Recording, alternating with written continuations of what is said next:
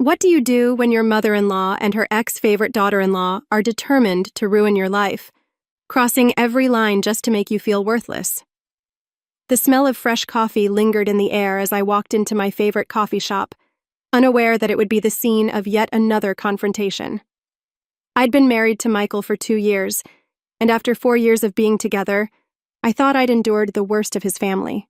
But that evening, everything changed when I entered the cafe. Karen, my mother-in-law, and Ashley, Michael's ex, were sitting in wait. Before I even had time to react, they splashed their coffee all over me. The shock left me frozen, but as the sticky mess dripped down, one thing was clear. Their behavior had gone too far. My mother-in-law has been inviting my husband's ex to every family event to undermine me, and it all came to a head when they tried to celebrate their anniversary. For some context, I'm 28, and I've been married to my husband, Michael, also 28, for 2 years. We've been together for 4, after dating for 2 years prior, but we've actually known each other since high school, though we didn't start dating until a couple of years after college. I met Michael unexpectedly at a restaurant. We exchanged numbers, went on a few dates, and here we are now, almost 4 years later. Before me, Michael had been with another girl from high school, Ashley, who was a grade below us. She and Michael had been together since middle school. We weren't close back then, but we had mutual friends, so I saw a lot of Michael and Ashley together. After high school, I lost touch with him because he went to college in another state, and we didn't really see each other during that time. When we met again at the restaurant years later, I asked him about Ashley. He told me they'd broken up about 1.5 years before. Apparently, she was the one who ended it because she wanted different things and needed a break to explore the world. However, she planned to come back to him someday, essentially wanting to be single for a while, see other men without guilt, but keep Michael around as a backup option. So, even after their breakup, Michael and Ashley stayed in touch, but he kept the contact to a minimum. By the time Michael met me, he had pretty much moved on from Ashley. I'd started seeing him in a new light, too, since he had grown a lot from the guy I remembered from high school. We became friends easily and quickly, and over time, we built a laid-back, easygoing relationship, something Michael had never experienced with Ashley. She had always played games, making him chase after her to boost her own self-esteem. She'd flirt with other guys, go out with friends, and not check in on him for days, without considering how her behavior affected him. He stayed with her for years because he was young and foolish, and he thought he had to make the relationship work just because they'd been together for so long. One of the biggest issues, however, was his mother, Karen. She absolutely adored Ashley. They'd met countless times during Michael and Ashley's relationship, and whenever Ashley visited, Karen would fawn over her, praising her to no end. From what Michael told me, Ashley did the same, showering Karen with compliments to win her approval. They'd gossip together, mostly about Michael's other female friends, which he hated, and sometimes even talk about Michael's aunts and cousins. Ashley was also very conventionally beautiful, which made Karen like her even more, for reasons I still can't fully understand. After their breakup, Michael asked his mom to stop inviting Ashley to family events, but Karen refused. She claimed she and Ashley were still friends, and since they were close, she saw nothing wrong with having her over for dinners or gatherings. Even after I started dating Michael and was introduced to his family, Karen and Ashley's friendship continued. In the beginning, I felt weird about it, and I still do, but there's a reason I've been putting up with it for so long. The first time Michael brought me home to meet his family was for Christmas 4 years ago. We'd been dating for quite some time then, almost 8 months. Ashley was also present there, and she was downright horrible to me the entire time. She was picking on my looks, my height, my outfit, my makeup, and whatnot. She was clever enough to make it all sound very humorous, like she was just joking. But Michael knew what she was trying to do and tried to stand up for me. However, Karen shut it down and directly asked me if I had a problem with Ashley's jokes, putting me on the spot. I knew that if I said that I wasn't okay with it, they'd make it seem like I was insecure or something, and put me down even more. So I decided to put on a strong front and said, "I don't care." Instead, it was petty of me, but as soon as I said it, I saw them look surprised and irritated, so I knew that I'd done the right thing. Once Michael and I came back home, he apologized to me for the way Karen and Ashley had behaved and told me that he'd make sure his mom didn't invite Ashley anymore, but I'm the one who told him not to do that. I knew the kind of women they were, and I didn't want to lose to them, if you know what I mean. I didn't want them to believe that they'd intimidated me or made me feel insecure, because they hadn't, and I felt like I had to prove it. So, I explained it to Michael as well. He was surprised by my opinion on this, but he didn't interfere anymore after that day. So far, every single family gathering that Karen has hosted, Ashley's been there. Every time they behave the same way with me. Snide remarks, backhanded compliments, or constant attempts to bring up Ashley's past with Michael, even when there's no need, just to make it awkward for me. I faced it all with a brave face and have tried to remain as unfazed as I can. Karen has even mentioned several times that Ashley was the daughter-in-law that she would have preferred and would have been the better fit for Michael as a wife. Indirectly, it was annoying, but I tried to remain unfazed because as long as Michael was by my side, I didn't really care what they said. So Karen and Ashley could yap on forever, and it wouldn't make a difference to me. That's how I've been dealing with this for the last 4 years, and I plan on having the same attitude for the next 4 years too. I wasn't going to be the first one to snap, and that was for sure. Now, coming to what actually happened, and the incident that brought me here. So 3 days back, Karen celebrated her 49th birthday, and every year she celebrates it with all her family and friends. This year, Michael didn't want to go and instead wanted to attend his coworker's engagement party, which happened to be on the same day. He had valid reasons because his coworker would only get engaged once, and he was really close with him too. But Karen forced him to promise that he'd attend her birthday party instead, and wore him down after some days. So, we decided to go to that party instead. Like every other event, Ashley was invited too, and she dressed up to the nines for some reason. Even Karen was overdressed, but at least it was her birthday that we were there to celebrate. Michael and I had decided that we were going to leave after Karen cut the cake, and then go to the engagement party. So, at around 5:30 in the evening, my father-in-law brought out the cakes, and we were surprised to see 2 cakes because one of them said, "Happy almost anniversary." Michael and I didn't know what the other cake signified, and neither did anyone else, so we waited for the birthday girl to explain. Instead, it was Ashley who took over the reins and, to our surprise, grabbed Michael by the arm and brought him to stand by her side. We were both too shocked to do anything because he was suddenly thrust into the spotlight, and everyone was looking at him. Ashley began to speak up, recounting a memory from nearly 10 years ago. She said that on Karen's birthday, Michael had gotten down on one knee and given her a promise ring. They were both 18 at the time, about to head off to different colleges. Now, 10 years later, she was still wearing that ring, proudly showing it off to everyone present. She then gave Michael an awkward hug that he didn't return, while Karen cheered them on, saying how she willingly let them steal her thunder to celebrate what could have been. The whole situation was so absurd that Michael and I just stood there, speechless, like everyone else in the room. For a few minutes, no one knew what to say in response to the ridiculousness of it all.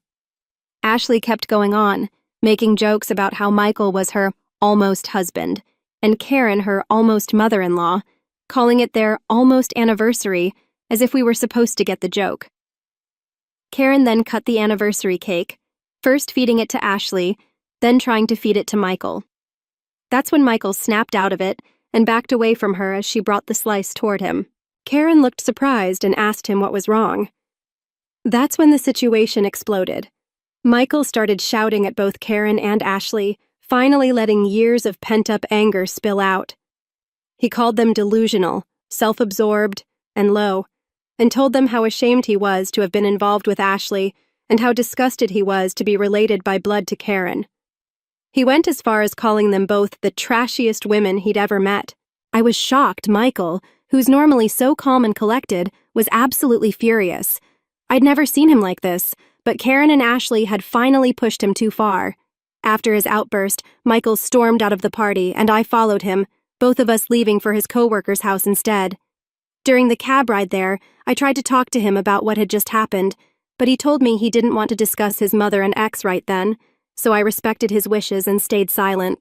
At the next party, He seemed to improve in mood, chatting with friends and coworkers, and by the time we returned home, he was doing much better. I decided to bring up the events from the earlier party again, thinking he might want to talk about it. But instead, I got an earful.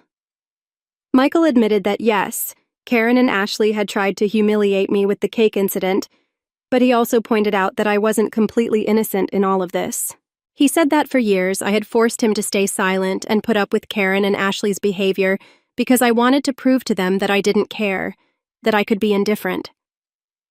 But in doing so, I had forgotten that Michael was just as involved in this mess as I was. It wasn't just Karen and Ashley making him suffer, it was also me, because I hadn't been paying attention to how he was feeling throughout all of this. He didn't expect anything from his mother or his ex, but he did expect more from me.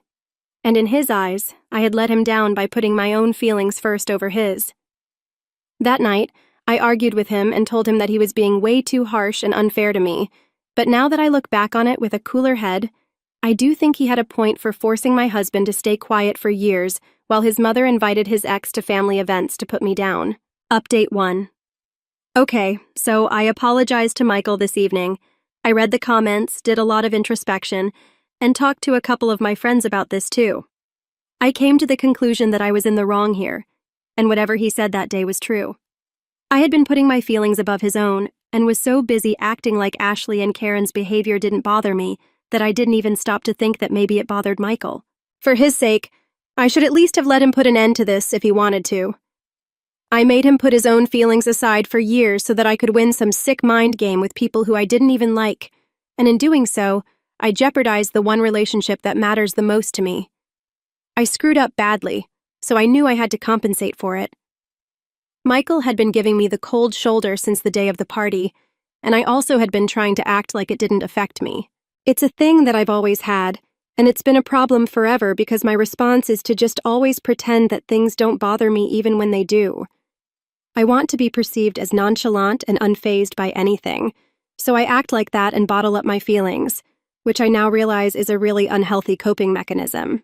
I definitely need to work on this if I want my marriage to work, but today, I skipped work and decided to get him dinner from his favorite place, along with a chocolate cake that said, "I'm sorry," on it. I came home, set it all up, and made it as romantic as I could because I know he's a sucker for sappy rom-com apologies.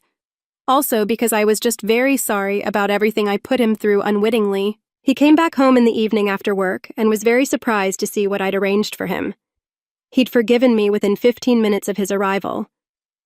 We had a teary reconciliation, and I ended up crying because I was so scared that I'd lose him over this when he wasn't speaking to me. We talked things out, and everything's better between us now. Since I acknowledged my screw-up, I explained to him my constant need to be perceived as someone who's chill and laid back, someone who's nonchalant, basically for no reason other than it looks cool, and because I don't want to be vulnerable around people. That's the real reason behind this entire mess. He understood and respected the way I acknowledged it and said that I'd work on it instead of just pushing it all down and bottling my feelings up. He also apologized for being rude to me, but I don't think he needed to do that. He did it because he's a good man and because he loves me, which really makes me think that I've won in life. After we were done with dinner, we finally spoke about and addressed what had happened the other day with Ashley and Karen. I hadn't heard from either of them after the party, and after my fight with Michael, it had all been driven out of my mind anyway. However, Karen had constantly been texting him to make him apologize to Ashley, who was allegedly inconsolable and overcome with grief because of the way Michael had behaved with her. I had to try really hard not to roll my eyes when I was reading the texts that Karen had sent my husband to guilt-trip him into apologizing to that woman. Karen was trying to make it seem like the cake and the whole almost anniversary gag was just that, a joke, and there was nothing that they were implying with it. But I called BS on it. This is a married guy that we're talking about here, and surely they'd have enough brains to realize how inappropriate and disrespectful this was to me. They went ahead with it because they wanted to humiliate me at the party, so they couldn't just write off our feelings by saying it's just a joke and that Michael had taken things too far. The audacity to even suggest that Michael and I had taken it too far and had disrespected them with that outburst and our walkout was just laughable. Michael had been ignoring her texts anyway, and today, after I saw those texts, we officially decided to go no contact with her. We'd had enough of her nonsense and wanted no part of this anymore. Update 2. 3 days ago, Michael and I blocked Karen on all our social media. He also told his dad that he didn't want to speak to his mother anymore. His dad respected that because he understands Michael's feelings, but he also refuses to interfere now since he loves his wife and knows that he can't leave her, so he's staying out of this completely, like he has for the past couple of years. I'm not on board with my father-in-law's behavior, but I can't help it either. Everything was going well for the past 2 days, but today, Michael suddenly called me out of the blue and said that he had to head to the hospital as soon as possible, because apparently his mother had fallen from the top of the stairs and fractured her leg. His maternal uncle had been the one to inform him, and he left as soon as he heard. Michael and I reached the hospital that his uncle had mentioned at around the same time, but before we could even enter, Karen stopped us in our tracks, and she was completely fine. She and Ashley had ambushed us in the parking area of the hospital and told us that this was the only way to get Michael's attention because he'd blocked them everywhere. My showing up was something they hadn't accounted for, but they just ignored me and went on talking with Michael completely normally, as if they hadn't done anything wrong. Ashley tried to explain to him that whatever she'd done at the party had been a prank, and she didn't intend to offend him, while Karen backed her up. Michael heard them out for a while, and then told his mom and Ashley to fuck off right to their shocked faces and walked away once more with me. When we tried to get into our respective cars, Karen started screaming at us, but we didn't wait around to hear her out. I'm sure she was cursing us out, but it didn't matter because she lied her way into seeing Michael again, and I couldn't imagine anything more manipulative than that. Michael went back home from the hospital because he was too stressed, but I had to go back to work. While I was at work, I received a text from a number I didn't recognize, and it happened to be Karen. She screamed at me for 15 whole seconds before I managed to disconnect the call. I'd just been caught off guard while working, or else I wouldn't even have answered the call. All I heard was selective swear words at the highest volume. I don't know why she was mad at me because I didn't have anything to do with Michael's behavior. She'd pushed her own son to that extent, not me. Anyway, I blocked her and tried to get on with my day. And finally, when I got back home around 6, I got to speak to Michael.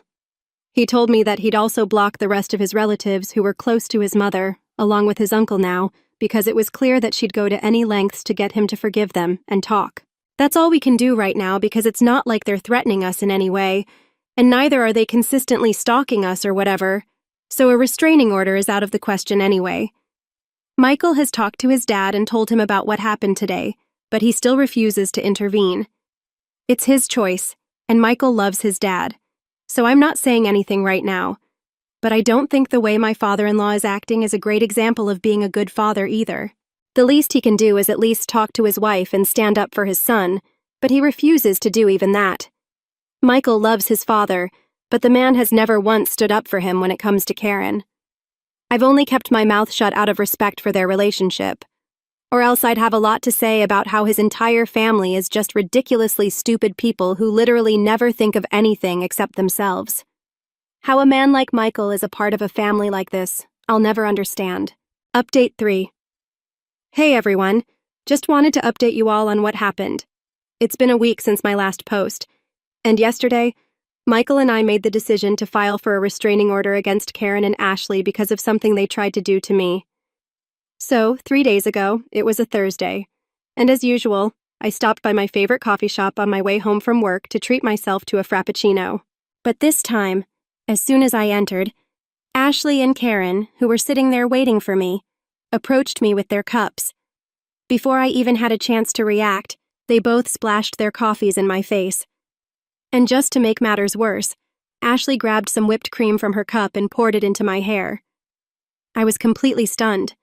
I froze in place, trying to process what was happening. But thankfully, the baristas quickly rushed over to help me clean up. They were amazing, stopping everything to assist me, and even the other customers waited patiently while they helped. The mess left me sticky and covered in coffee stains, and my hair was a mess, but with the barista's help, I was able to get cleaned up, although I couldn't salvage my clothes for work. Some of the customers checked in to make sure I was okay, and one of them even asked if I wanted to call the police, which I did. I reported the incident and pressed charges. Sadly, it was just a misdemeanor, so Ashley and Karen only received a fine and got away with nothing more than that. It didn't really harm me physically, but my clothes are ruined beyond repair. Still, we pressed charges and it's now on their record, which might help down the line.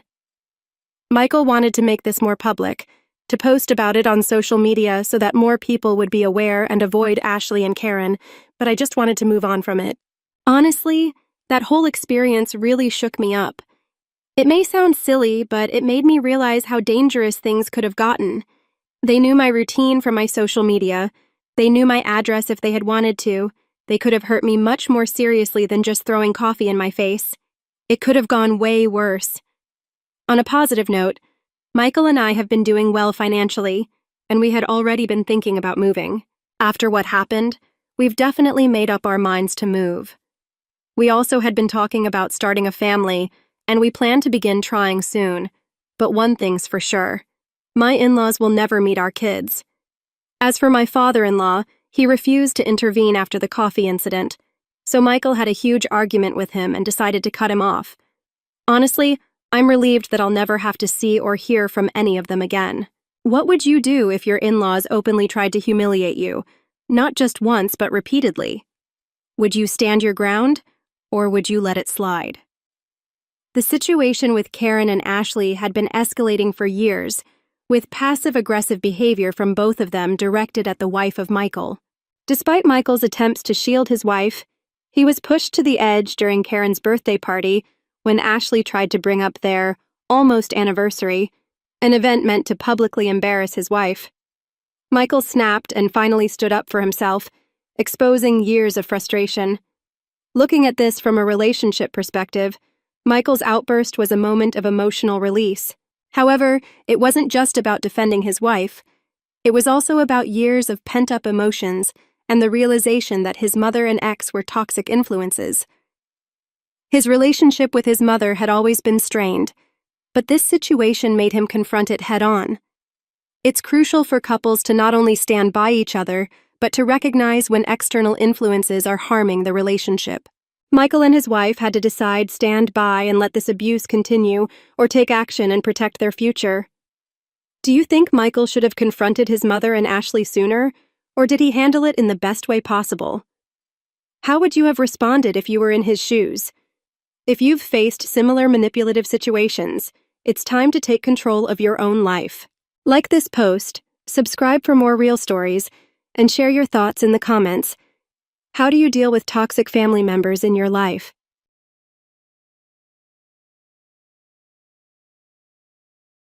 I never thought a simple text message would destroy my marriage. But there it was, glowing on my husband's phone at 2:47 a.m. Can't wait to see you tonight. My name is Harper, and until that moment, I thought I had the perfect life. A beautiful 4-year-old son, a successful husband, and a cozy house in the suburbs that I'd spent countless hours making into a home. I was even starting to get recognition for my graphic design work. Everything seemed right.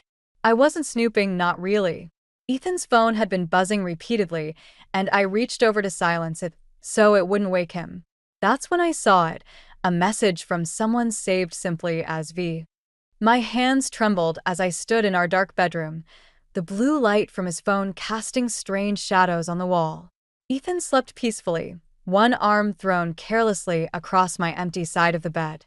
He looked so innocent, the same man who'd brought me coffee every morning for the past 6 years. "Mommy," Lucas's small voice made me jump. I quickly set the phone down and turned to find my son rubbing his eyes in the doorway, clutching his stuffed dinosaur. "Hey, buddy," I whispered, guiding him back to his room. "Bad dream?" He nodded, climbing into his race car bed. The monsters were chasing me again. I sat on the edge of his bed, running my fingers through his soft brown hair, so much like his father's. "No monsters can get you here, remember? Mommy and Daddy won't let them. Promise. Promise." The word felt like ash in my mouth. After Lucas fell asleep, I returned to our bedroom. Ethan's phone was exactly where I'd left it, but now it felt like a bomb waiting to detonate. I picked it up again, my heart pounding as I scrolled through his messages. The conversation with V went back weeks, filled with inside jokes and subtle innuendos that made my stomach turn. Coming to bed? Ethan's sleepy voice startled me. I set the phone down carefully, forcing a smile. Just checking the time. Lucas had another nightmare. Poor kid. Ethan yawned and rolled over. You're the best mom, you know that? I slid under the covers, keeping as much distance between us as possible. Thanks, I managed to say. As I lay there in the dark, listening to Ethan's steady breathing, my mind raced through the past few months. The late meetings, the business trips that seemed to multiply, the new cologne I'd noticed last week. All the little things I'd dismissed suddenly formed a pattern I couldn't unsee. My sister Emily had warned me about Ethan's charm when we first started dating. He's too smooth, she'd said. Nobody's that perfect. But I'd been so sure she was wrong. So certain that our love was different. Morning came too quickly. I watched Ethan get ready for work, noting how carefully he chose his tie, how he checked his reflection just a little too long. He kissed me goodbye like always, but now it felt like a stranger's lips against my cheek. Big presentation today, he said, adjusting his cuffs. Might be home late. Of course, I replied, wondering if V would be there. After he left, I sat at our kitchen island, staring at my untouched coffee until it went cold. The house felt different somehow, larger and emptier, like a stage set where I was suddenly aware of all the props and fake walls. My phone sat heavy in my hand as I pulled up the contact for Jake Thompson, private investigator. Emily had used his services during her divorce last year. I never thought I'd need to save his number. I took a deep breath and pressed call. As the phone rang, I caught my reflection in the window. I barely recognized the woman staring back at me. But in her eyes, I saw something new emerging through the hurt. Determination. Meeting Jake Thompson felt surreal, like I was watching someone else's life unfold. We sat in a quiet corner of a coffee shop across town, far from anywhere Ethan might show up. The investigator looked nothing like I'd imagined, more like a tired high school teacher than the hardened detective I'd pictured. Your sister Emily spoke highly of you, he said, sliding a business card across the table. Though I'm sorry you need my services. I wrapped my hands around my coffee cup, seeking warmth. I need to know for sure. I can't confront him without proof. Jake nodded, jotting notes in a small notebook. The not knowing is usually worse than the truth. When did you first notice changes in his behavior? Before I could answer, my phone buzzed. Ethan's face lit up my screen, and my stomach lurched. Hey, I answered, trying to keep my voice steady. Harper, I've got great news. His enthusiasm felt like a knife twist. Remember that promotion I've been working toward? They're fast-tracking me for it. We should celebrate tonight. I'll make reservations at Bellini's. Tonight? I glanced at Jake, who was pretending to be fascinated by his coffee. I already promised Emily I'd help her with something. A pause. Emily? Since when do you have plans with Emily on a Tuesday? Since she asked for help with her website redesign. The lie came easily, surprising me. Rain check. Sure, he said, but his tone had shifted. Everything okay? You've seemed distant lately. I closed my eyes, fighting back tears. Just busy with work. We'll celebrate another time. After hanging up, Jake looked at me thoughtfully. That promotion he mentioned, is it with Green and Associates? Yes, why? Might be relevant. They've had some interesting internal changes lately. He made another note. Does the name Vanessa Green mean anything to you? My coffee turned to acid in my stomach. Green? Like the company. The founder's daughter. Recently joined the executive team.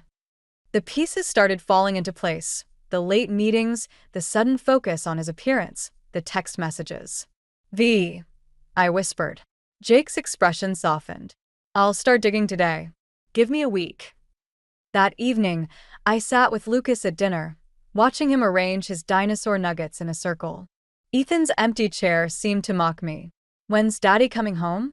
Lucas asked, pushing a nugget toward the center of his plate. Late, buddy. He's got a big meeting. Another lie. I was becoming good at those. The doorbell rang, making me jump. I wasn't expecting anyone, and Ethan had his key. Through the peephole, I saw Emily holding up a bottle of wine. "Thought you might need this," she said when I opened the door. "Lucas, guess who brought ice cream?" While Lucas demolished his dessert, Emily and I sat at the kitchen island. "Jake called me," she said quietly. "Vanessa Green, huh? I don't know anything for sure yet, Harper." Emily grabbed my hand. "Stop making excuses for him. I watched you do this for months, explaining away the late nights, defending his absences at family events. You deserve better." "It's not that simple." I pulled my hand away. "We have Lucas to think about. And what's Lucas learning right now? That it's okay for his father to—" "Mommy," Lucas called from the living room. "Can we watch a movie?" "Sure, sweetie. Pick one out." I turned back to Emily. "I need proof first. Real proof." Emily's phone chimed. She glanced at it, then did a double take. "Speaking of proof," she handed me her phone. It was an Instagram post from an hour ago, a business dinner at Bellini's. In the background of the group photo, partially obscured but unmistakable, was Ethan. His arm was around a striking woman in a red dress, their heads tilted together, laughing at some private joke. The caption read, "Celebrating another successful quarter with the team. #GreenAssociates, #WorkFamily." My hands shook as I zoomed in on the woman's face. She was beautiful, younger than me, with the confident smile of someone used to getting what she wanted. "That's her, isn't it?" Emily asked softly. "Vanessa?" I nodded, unable to speak. The room felt too small suddenly, the walls closing in. In my pocket, my phone buzzed with a text from Ethan. "Meeting running late. Don't wait up." I handed Emily's phone back to her, my decision made. "Jake better work fast," I said. "Because when I confront Ethan, I want to destroy him." Jake's manila envelope sat on my kitchen counter for 3 hours before I could bring myself to open it. Lucas was at preschool, and Ethan was supposedly at a client meeting in the city. The house felt too quiet, like it was holding its breath. Inside, I found dozens of photos, each one a fresh punch to the gut. Ethan and Vanessa leaving office buildings together, sharing intimate dinners, holding hands in a park I didn't recognize. The timestamps showed a pattern going back months. My phone rang, making me jump. It was Jake. "Did you get the package?" he asked. "Yes." My voice sounded strange, distant. "There's more, isn't there? Hotel receipts, credit card statements." He paused. "And something else you should know. The promotion Ethan's being considered for? It was originally meant for someone else. Someone more qualified." I closed my eyes, already knowing. "Let me guess. Vanessa's father made some adjustments." The timing lines up. The front door opened, and I nearly dropped the phone. Ethan walked in, loosening his tie. My heart stopped. He was supposed to be in the city. "I'll call you back," I whispered to Jake, hanging up. "Hey, beautiful," Ethan said, kissing my cheek. "Meeting got canceled. Thought we could have lunch together." He noticed the photos spread across the counter. "What's all this?" I watched his face as he processed what he was seeing. The color drained from his cheeks, but something else flickered in his eyes. Not shame, but calculation. "Harper, I can explain." "Explain what?" I picked up a photo of him kissing Vanessa outside a hotel. "Explain how you've been sleeping with your boss's daughter to get ahead? Or explain how you've been lying to me for months?" "It's not what you think." He reached for my hand, but I stepped back. "This thing with Vanessa, it's complicated. The company's going through changes and I needed to." "To what? Secure your position? Trade our marriage for a promotion?" His expression hardened. "You don't understand corporate politics. Sometimes you have to play the game." "The game?" I laughed, but it came out more like a sob. "Is that what you call betraying your family?" "I did this for our family." He slammed his hand on the counter, making the photos jump. "Do you think I enjoy working 60-hour weeks? I do it so you can stay home with Lucas, so we can afford this house, so." "I work too, Ethan. I contribute.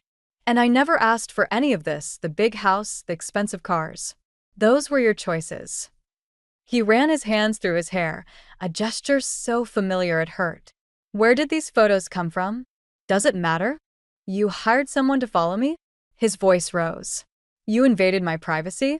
You invaded our marriage. I was shouting now, years of trust crumbling between us. How long has it been going on? Since before Lucas? Don't bring him into this.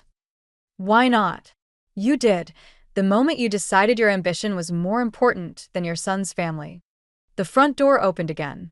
Emily stood there, Lucas holding her hand. My sister took one look at the scene and understood. Hey, buddy, she said to Lucas. Want to show me that new video game you were talking about? Lucas looked between Ethan and me, his lower lip trembling. Are you fighting? No, sweetie, I managed. Just grown-up stuff. Go with Aunt Emily. After they disappeared upstairs, Ethan's facade cracked. Please, he whispered. We can work this out. I'll end it with Vanessa. I'll find another job. I picked up another photo, this one of them laughing together at what looked like a company party. Their body language spoke of intimacy, of shared secrets, of betrayal.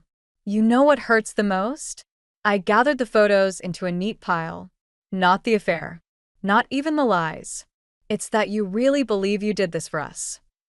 Harper. I want you out. My voice was steady now, certain. Today. And when you explain to Lucas why Daddy's not coming home tonight, I hope you remember it was your game that brought us here. I walked upstairs to my son, leaving Ethan standing in the kitchen with the evidence of his choices scattered around him. Each step felt like moving through water, but I kept going. There would be time for breaking down later. Right now, Lucas needed his mother to be strong. Behind me, I heard Ethan's keys hit the counter, followed by the soft click of the front door closing. The first week after Ethan left, I threw myself into work, taking on extra freelance projects to keep my mind occupied.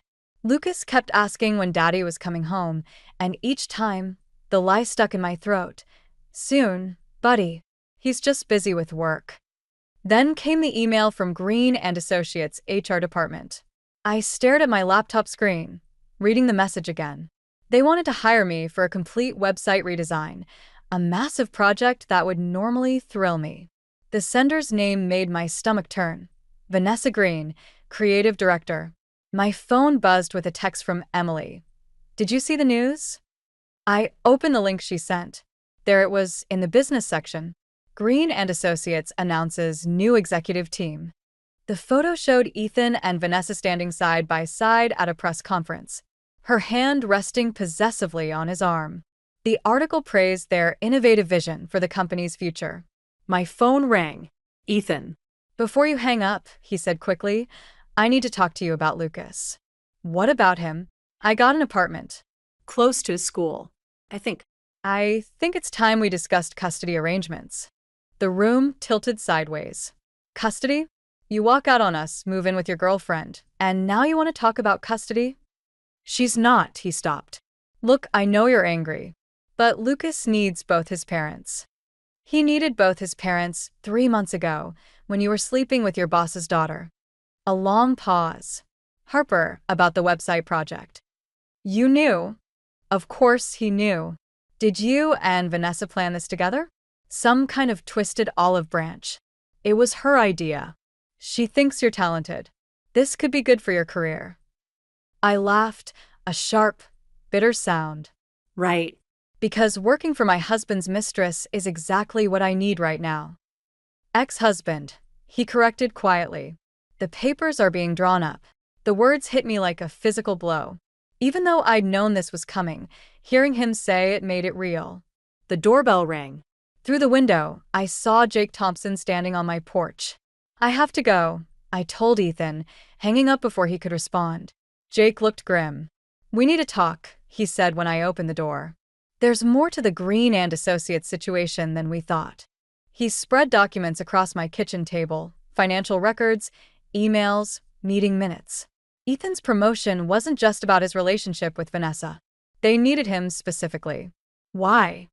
Because he knows where the bodies are buried. Jake pointed to a series of transactions. The company's been cooking their books for years. Ethan was in charge of certain creative accounting practices.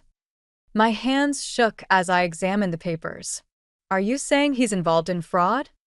I'm saying he knows enough to bring down the whole company, which makes him either very valuable. Jake paused meaningfully, or very dangerous. Does Vanessa know about this? That's the interesting part. Jake pulled out another document. These transfers suggest she's been gathering evidence against her own father's company for months. And now she's put Ethan in a position where he has to choose her or his career. I sat back, processing this new information. So, the website project could be a peace offering, or a way to keep you quiet. Jake leaned forward. The question is, what are you going to do with this information? Before I could answer, my phone lit up with a text from an unknown number. We should talk. Coffee tomorrow? Vanessa. I showed Jake the message. He whistled softly. Careful. This could be a trap. Or it could be my chance to understand what's really going on. I thought of Lucas, of the custody battle looming ahead. Knowledge is power, right? Just remember who you're dealing with. Jake gathered his documents. These people play for keeps. After he left, I stood at my kitchen window, watching the sunset paint the sky in shades of red. The same colors Vanessa wore in that first photo at Bellini's. I picked up my phone and typed, "Name the place." Sometimes the best revenge isn't about destroying someone. Sometimes it's about understanding them well enough to make them destroy themselves. The cafe where I agreed to meet Vanessa was exactly what I expected: sleek, modern, and probably charging $15 for a latte.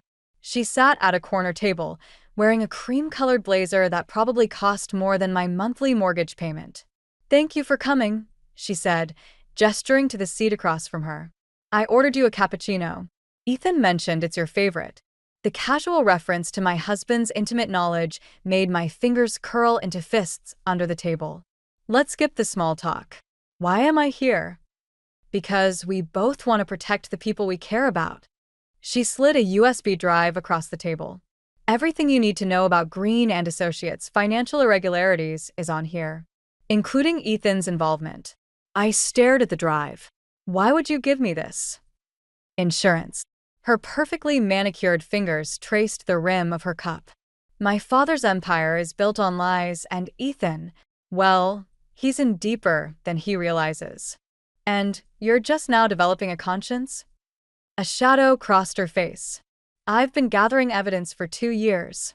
The affair with Ethan wasn't planned. It complicated things. My phone buzzed, a text from Emily. Lucas asking for his dad again. What should I tell him? Vanessa watched me read the message. Ethan talks about Lucas constantly. He really does love him. Don't. I put my phone away. You don't get to talk about my son. Fair enough. She leaned forward. But you should know, my father's planning to make Ethan the fall guy if things go south. That USB drive proves otherwise. Why should I believe you? Because I'm not my father. Or Ethan. She stood, gathering her designer bag. Check the drive. Then decide what kind of revenge you really want.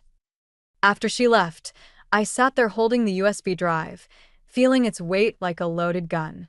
My phone buzzed again, Jake this time. Don't plug that drive into any personal devices, he said when I told him about the meeting. Could be malware. Bring it to my office. An hour later, we watched as Jake's computer displayed document after document. Bank statements, emails, board meeting recordings. It was all there. A decade of financial manipulation, with Ethan's fingerprints all over it. This is enough to put several people away for a long time, Jake said quietly. Including your husband. I thought about Lucas asking for his father. About the custody battle ahead. What if I don't want that? Then what do you want? Before I could answer, my phone rang. Ethan. Harper, we need to talk. Now. His voice was tight with panic. Vanessa's father knows about the investigation. He's calling an emergency board meeting tomorrow. And he's going to pin everything on me unless He paused. I give him something better. The pieces clicked into place. Vanessa hadn't just given me insurance, she'd given me a weapon. The USB drive, I said. That's what this is about. You have it. Relief flooded his voice. Harper, please. If this gets out, I'll lose everything. Lucas will lose his father. You should have thought about that before you started sleeping with the boss's daughter. This isn't about the affair anymore. He was shouting now. This is about our son's future. No. I cut him off. This is about you facing consequences for once in your life. Silence stretched between us. When he spoke again, his voice was different, smaller, more honest than I'd heard in years. What do you want? I looked at the USB drive, thinking about Vanessa's words about revenge, about what kind of justice I really wanted. Full custody of Lucas, I said. A fair divorce settlement.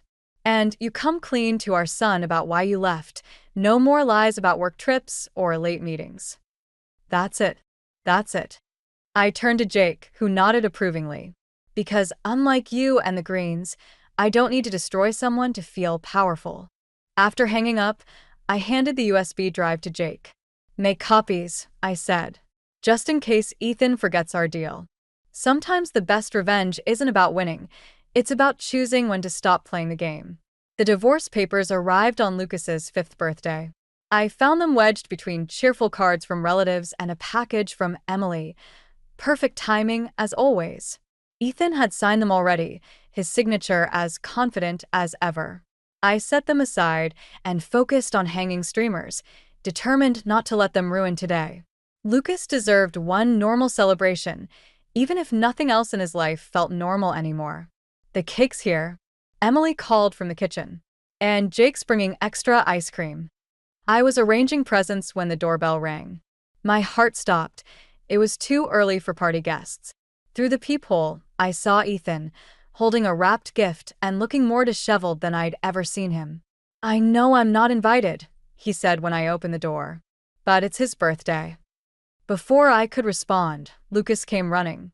Daddy. Ethan caught him in a hug, and for a moment, I saw genuine joy break through his carefully maintained facade. Hey, buddy. Happy birthday. Are you staying for my party? The silence that followed felt endless. Actually, Emily appeared behind me. Lucas, honey, why don't you help me with the balloons? After Lucas disappeared inside, Ethan's shoulders slumped. Harper, I need to tell you something. The board meeting, it didn't go well. What happened to our deal? They had more evidence than we thought. Things not even on that USB drive. He ran a hand through his unkempt hair.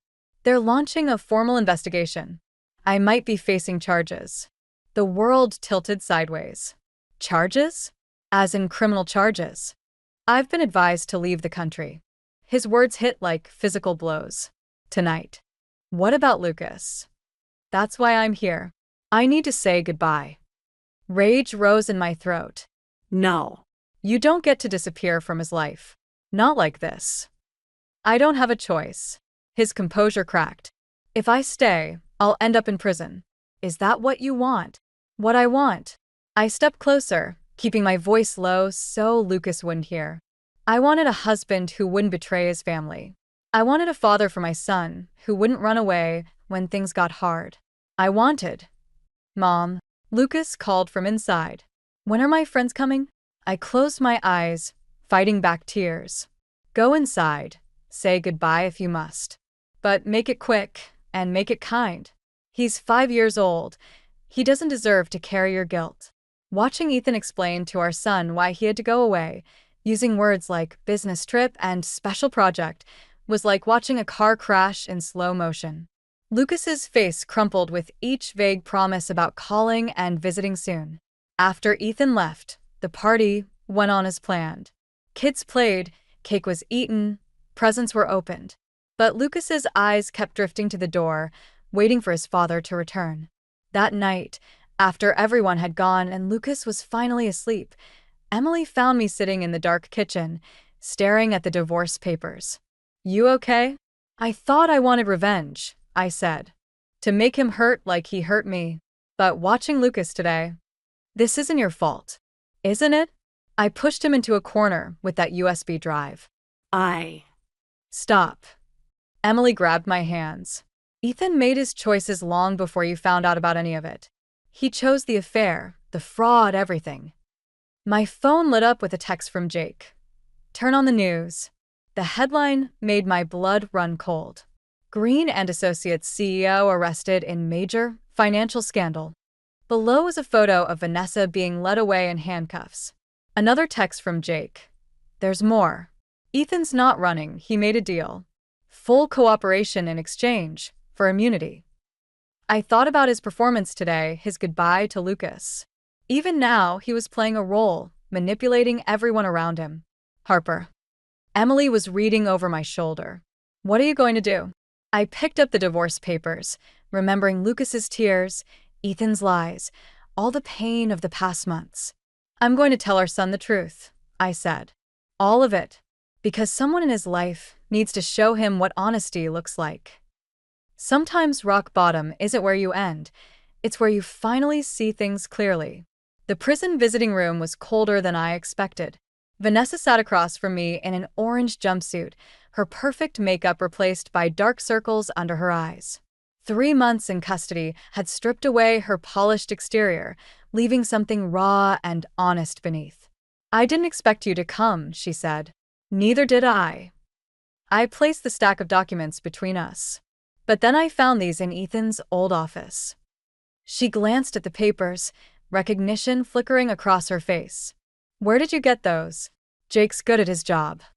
I spread out the emails, correspondence between Vanessa and her father dating back 2 years. You weren't gathering evidence against your father. You were helping him set up Ethan as the fall guy from the beginning. A ghost of her old smile appeared. Smart girl. Finally figured it out. What I can't figure out is why. The affair, the USB drive, warning me about Ethan's involvement. Was any of it real? All of it was real. She leaned forward. Just not for the reasons you thought. Ethan wasn't the only one my father needed to control. I was supposed to be his puppet CEO, carrying on the family legacy of fraud and manipulation. So you used my husband to escape? I used your husband because he was already corrupt. The affair.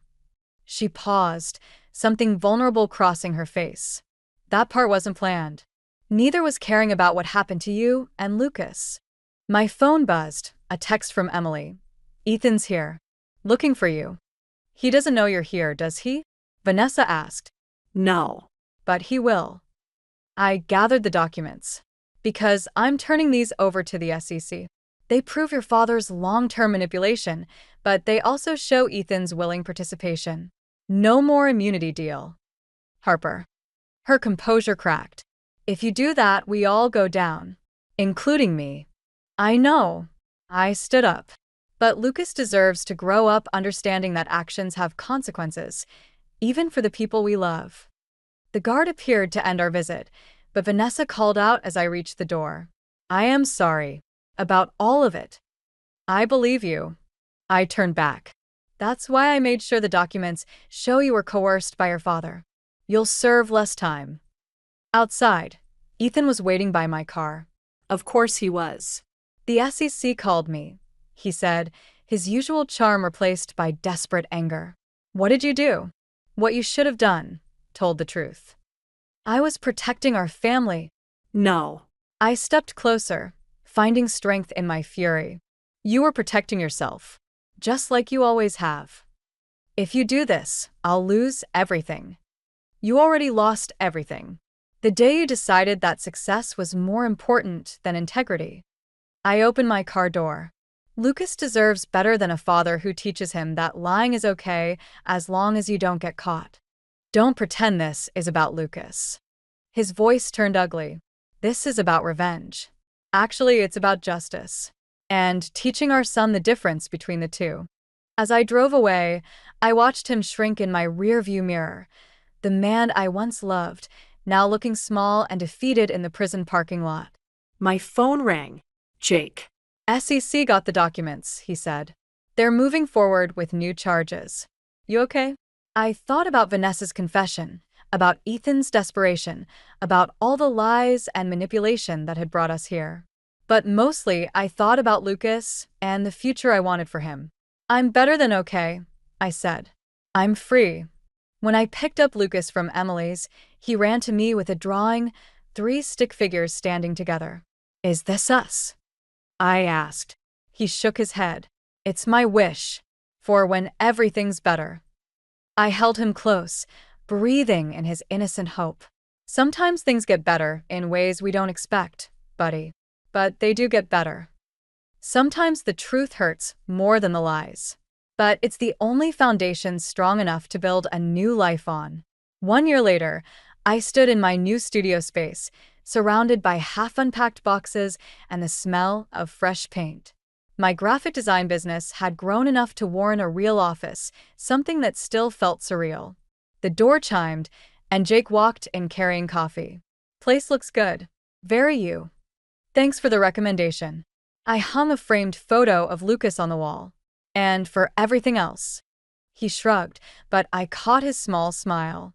Over the past year, he'd become more than just the investigator who helped uncover my husband's betrayal. He'd become a friend. "Heard about Ethan's sentencing," he said, setting down my coffee. 3 years. I adjusted the frame, making it perfectly level. Vanessa got 18 months, with possibility of early release for cooperation. "And how's Lucas handling it?" Before I could answer, Emily appeared with Lucas in tow. My son's face lit up when he saw the space. Mom. "Is this where you're going to make all your pictures now?" "That's right, buddy." I watched him explore the room, touching everything with curious fingers. He seemed taller somehow, more sure of himself. The weekly therapy sessions were helping.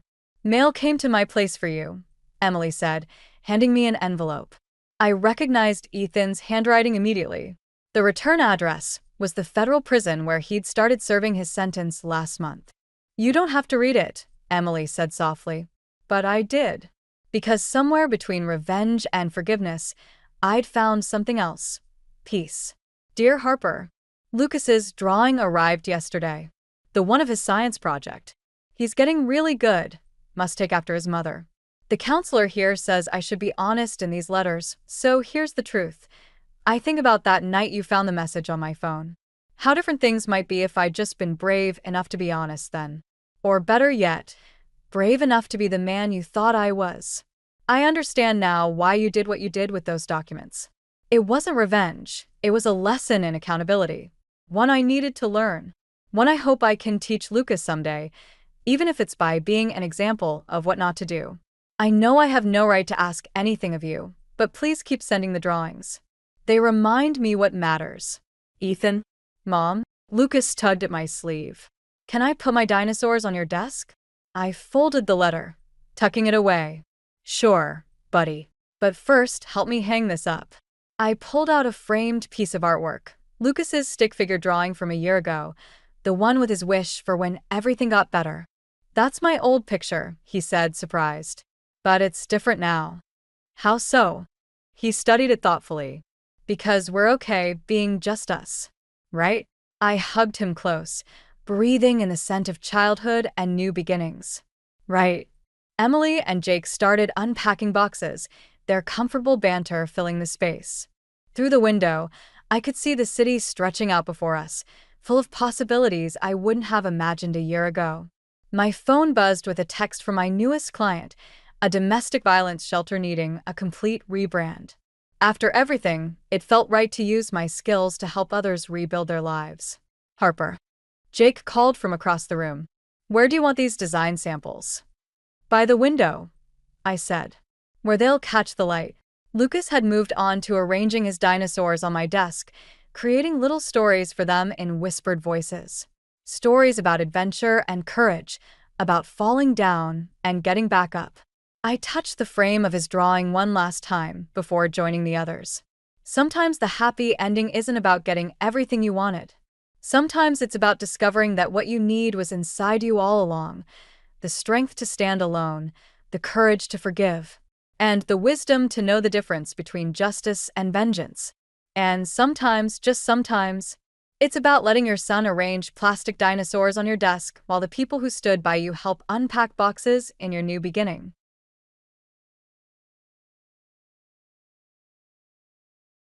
I never expected my life to unravel on what should have been the most romantic moment of my existence.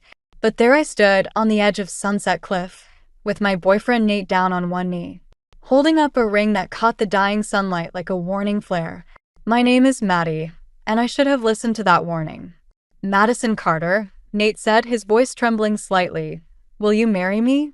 The ocean waves crashed below us, and a gust of wind whipped my hair across my face. I brushed it away, trying to focus on the man I loved, but something felt off. The timing, the location, none of it made sense. We had plans to discuss our future next month, after I finished my big project at work. Nate knew how much I valued careful planning. Yes, I heard myself say, even as my stomach twisted into knots. Of course, yes. Nate's face lit up as he slipped the ring onto my finger. It was beautiful, vintage style with intricate details, exactly the kind of ring his mother Maggie would choose. That should have been my second warning. I couldn't wait any longer, Nate said, pulling me into an embrace. Mom helped me pick out the ring last week. She's going to be so excited. Of course she would be. Maggie Thompson had been dropping hints about marriage since our third date.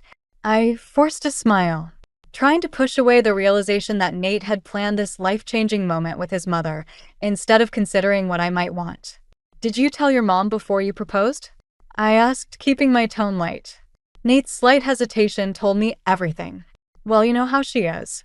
She wanted to be involved, and honestly, she had some great ideas about the proposal. She even suggested this spot. The sunset suddenly felt less romantic and more like nature's countdown timer. I glanced at my phone. 3 missed calls from Maggie already. My engagement wasn't even an hour old, and she was already asserting control. We should head back, Nate said, checking his own phone. Mom's arranged a surprise celebration dinner at La Maison. La Maison, Maggie's favorite restaurant, where she knew all the staff by name and always got the best table. Not the casual pizza place where Nate and I had our first date, or the cozy cafe where we spent Sunday mornings planning our future. Actually, I said, I thought maybe we could celebrate just the 2 of us first.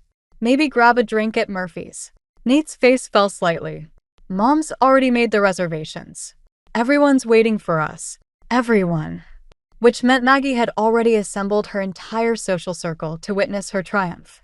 I could picture it perfectly.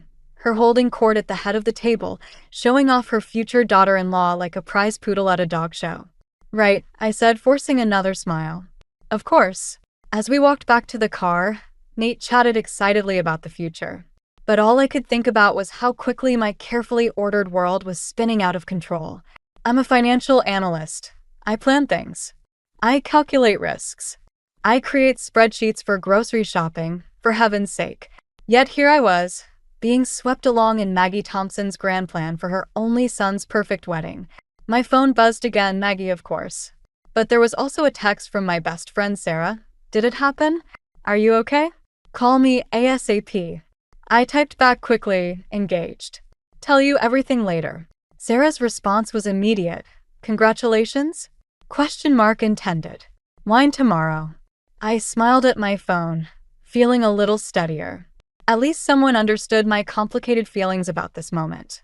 As we pulled into La Maison's parking lot, I could see Maggie's elegant figure waiting at the entrance, practically vibrating with excitement. She was already waving, already moving forward to claim her role in our story. I touched the ring on my finger, wondering if I'd just made the biggest mistake of my life, or if I was simply being paranoid about my future mother-in-law's enthusiasm. I was about to find out exactly how wrong I was on both counts. The bridal boutique's lighting was harsh, making everything look too bright, too real. I sat in the bride's throne, a ridiculous velvet chair Maggie had insisted was traditional, watching my simple wedding dreams dissolve into a cloud of tulle and expectations. Darling, you simply must try the Valentina gown, Maggie called out, her voice carrying that silk-wrapped steel tone I was growing to dread. It's absolutely perfect for a Thompson wedding. I caught Sarah's eye across the room. My best friend gave me a subtle eye roll that made me want to laugh and cry simultaneously. We'd spent weeks creating my wedding Pinterest board. Clean lines, minimal fuss, elegant simplicity. Everything the Valentina gown, with its cathedral train and enough beating to sink a small ship, wasn't. I was thinking something more understated, I said, trying to keep my voice steady. Maybe the Jenny we saw online? Maggie's laugh tinkled like breaking glass. Oh, sweetie, that's lovely for a backyard wedding, but we're having 300 guests at the Grand Plaza. You need something that makes a statement. 300 guests. My stomach lurched. I thought Nate and I agreed on a smaller wedding? maybe 150 max. Nathaniel understands the importance of family obligations, Maggie said, expertly flicking through another rack of gowns. The Thompsons have connections throughout the city. We can't possibly exclude anyone. I pulled out my phone, typing quickly to Nate. We need to talk about the guest list. Your mom's talking 300 people now. His response came quickly, whatever makes you both happy, smiling face with smiling eyes. My fingers tightened around the phone. Whatever makes you both happy. As if my happiness and his mother's were somehow equivalent. As if he couldn't see the growing chasm between those two concepts. Here, Maggie announced triumphantly, holding up what appeared to be the love child of a wedding dress and a Christmas tree. This is absolutely perfect. Sarah stepped forward, finally breaking her diplomatic silence. Maybe we should take a break? Get some lunch, clear our heads. Nonsense, Maggie said.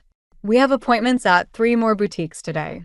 The perfect dress won't wait, and we only have 8 months until the wedding. 8 months that suddenly felt like a countdown to my own execution. I stood up, my legs shaky. I need some air. Outside, the spring breeze felt like salvation. Sarah followed me, pulling a pack of cigarettes from her purse, a habit she'd supposedly quit years ago. Want one? She asked, lighting up. I shook my head, then changed my mind. Actually, yes. We stood in silence, watching the smoke drift away. Finally, Sarah spoke. You know you can say no, right? To any of this. To all of this. Can I? I laughed, but it came out hollow. You should see the spreadsheet Maggie made. Every minute of the next 8 months is planned. She's already put deposits down on half the vendors. With whose money? Sarah's question hit like a punch to the gut. I don't know, I realized. I should know that, shouldn't I? I'm a financial analyst, for God's sake. The boutique door chimed. Maggie emerged, her face a perfect mask of concern. Girls, we're going to be late for our next appointment. Madison, darling, I've pulled some options I think you'll love. As we followed her to her Mercedes, my phone buzzed again. A text from Nate. Mom says you're being difficult about the dress. Please try to work with her. She knows what she's doing. I stopped walking, staring at the message. Sarah bumped into me, then read over my shoulder. Oh hell no, she muttered. I looked up at Maggie's retreating back, then at my engagement ring, the ring she'd chosen. For the first time, I noticed how heavy it felt on my finger, like a beautifully decorated handcuff. Coming, dear, Maggie called, already sliding into the driver's seat. I took a deep breath, tasting the last of the cigarette's rebellion on my tongue. Yes, I said, but in my mind, I was already calculating something else entirely, the cost of saying no, and whether I could afford to pay it. The morning of my wedding day, I stared at my reflection in the bridal suite mirror, barely recognizing myself beneath the elaborate updo and heavy makeup Maggie had insisted upon. The Valentina gown she'd chosen felt like armor. Beautiful, suffocating armor that cost more than my first car. 5 minutes until the ceremony. Maggie's voice rang through the door. Everyone in position. Sarah caught my eye in the mirror. You okay? You look a little green. I wasn't okay. The guest list had somehow swelled to 350 people, most of whom I'd never met. The simple string quartet I'd wanted had been replaced by a 20-piece orchestra.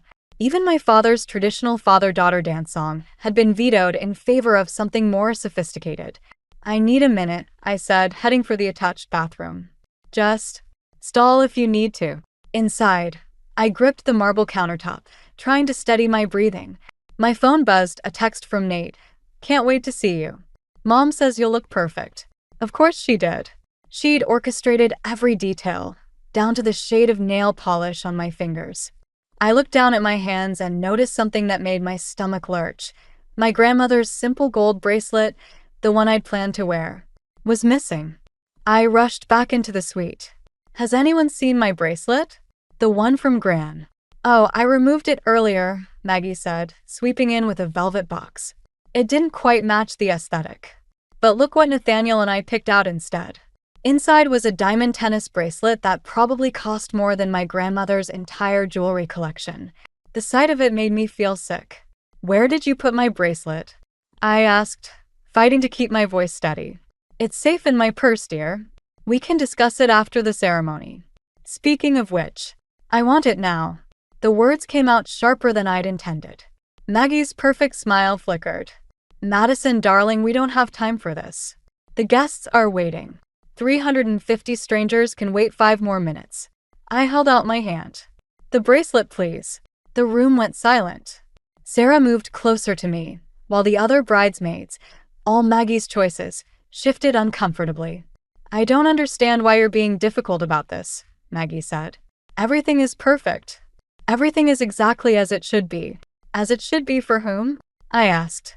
Because none of this, not the dress, not the venue, not even the damn flower arrangements, is what Nate and I planned. Nathaniel understands the importance of maintaining certain standards. Nathaniel understands doing whatever you want to avoid conflict. The words exploded out of me, shocking everyone, including myself. My phone buzzed again. Nate, where are you? Mom's getting worried. That's when it hit me, he hadn't even asked if I was okay. Hadn't checked if I needed anything. His only concern was his mother's anxiety. Sarah, I said quietly, could you help me out of this dress? Madison. Maggie's voice rose sharply. Don't you dare. It's still my wedding day. I cut her off, surprising myself with how calm I sounded. And for once, I'm making a decision about it. I turned to Sarah, who was already working on the buttons of the Valentina gown. Call my dad, please. Tell him to meet me at the side entrance. You can't do this to Nathaniel, Maggie said, her composure cracking. Think about his reputation, his position in the community. I stepped out of the dress, standing in my slip while Sarah handed me the jeans and sweater I'd worn to the venue. I have been thinking. About Nate, about our future, about who's really in control of both. My phone buzzed one final time. Nate again, Mom's really upset. Please don't ruin this day for her. I slipped my grandmother's bracelet off Maggie's wrist while she stood there, too shocked to resist. As I fastened it around my own wrist, I felt its familiar weight, not like a handcuff at all, but like an anchor to who I really was. Tell Nate, I said, heading for the door, that his mother's day isn't ruined. She can keep everything, the venue, the orchestra, even the 300 guests. She just can't keep me. 3 weeks after walking out of my own wedding, I came home to find Maggie reorganizing my kitchen. She stood in the middle of my apartment, surrounded by open cabinets and displaced appliances, while Nate hovered nearby with a box of his mother's essential cooking tools. The renovation company found asbestos, Nate said quickly before I could speak. Mom needs to stay with us for a few weeks. I set my laptop bag down carefully, noting how they'd already pushed my carefully curated furniture around to accommodate Maggie's antique armchair, the one that now occupied my reading nook. A few weeks, I repeated, watching Maggie replace my organized spice rack with her own crystal jars. And you didn't think to discuss this with me first? Darling, it was an emergency, Maggie said, not looking up from her task. And really, this kitchen needed a proper woman's touch. These modern organizing systems lack soul. My fingers twitched. That modern organizing system had taken me a full weekend to perfect. Nate, can we talk? Privately. In our bedroom, the only space still untouched by Hurricane Maggie, Nate immediately went on the defensive. I couldn't just leave her without a place to stay. She's my mother. That's not the point, I said, keeping my voice low. We're supposed to be working on our communication, remember? That's why we postponed the wedding instead of canceling it. I know, but a crash from the kitchen cut him off. We both rushed out to find my grandmother's ceramic cookie jar in pieces on the floor. Oh dear, Maggie said, looking more annoyed than apologetic. These shelves are so impractically arranged. But don't worry, I brought my Royal Doulton set to replace it. I stared at the shattered pieces, the last gift my grandmother had given me before she died. Nate touched my arm. It was an accident, Maddie. Mom didn't mean. Stop making excuses for her, I snapped, pulling away. Just once. I'd like you to acknowledge when she crosses a line. Madison. Maggie's voice took on that familiar steel edge. I understand you're upset, but this hostility isn't helpful. We're family now, and families support each other through difficult times. Family. I laughed, the sound harsh even to my own ears. Family doesn't bulldoze boundaries. Family asks permission before moving in. Family respects. My phone buzzed, a notification from my banking app. I opened it, then froze. Nate, Why is there a $5,000 withdrawal from our joint account? The guilty look that passed between mother and son made my blood run cold. Mom needed help with the contractor's deposit, Nate mumbled. I was going to tell you. When? I demanded. After she redecorated our entire apartment? After she replaced everything I own with things she deems appropriate. Now you're just being dramatic, Maggie said, already unpacking another box of her belongings. Nathaniel understands the importance of family obligations. Perhaps if your own mother had been around longer. Get out. The words came out quiet but firm. Excuse me. Maggie's eyebrows shot up. Both of you. Get out. I moved to the door, opening it wide. Take your Royal Dolton and your family obligations and get out of my apartment. Maddie, please. Nate started, but I cut him off. You can stay at your mother's house, the one that mysteriously needs renovations despite looking perfect when we had dinner there last week. Maggie's face flushed. Nate's eyes widened as the implication hit him. You planned this, I said, the realization settling like ice in my stomach. The asbestos, the emergency, all of it. Another attempt to control our lives. Madison, Maggie began, but I held up my hand. I'll have my lawyer contact you about the joint account tomorrow, I said, my analyst's brain already calculating the next steps. For now, please leave before I call building security. As they gathered their things, Maggie protesting, Nate pleading, I stood by the door, my grandmother's broken cookie jar at my feet. Each piece felt like a fragment of the future I'd thought I wanted, shattered by the weight of expectations and control I'd never asked for. But this time, I wouldn't let anyone else pick up the pieces and rearrange them to their liking. This time, I'd decide what to salvage and what to leave broken. The bank statement spread across my dining table told a story that made my stomach churn. Over the past 3 months, nearly $30,000 had quietly disappeared from our joint account through small, recurring transfers. Each one labeled innocuously home improvement, family investment, emergency fund. I was supposed to be the financial analyst. How had I missed this? My phone buzzed, Nate's 5th call today. I let it go to voicemail, focusing instead on highlighting another suspicious transaction. The front door clicked open, and I heard his familiar footsteps. Maddie? Can we talk? Nate's voice carried that pleading tone I'd grown to hate. Mom's really upset about yesterday, and I think if we all just sit down. Interesting choice of words, I said, not looking up. Sitting down. That's what I've been doing for the last 4 hours, looking at our bank statements.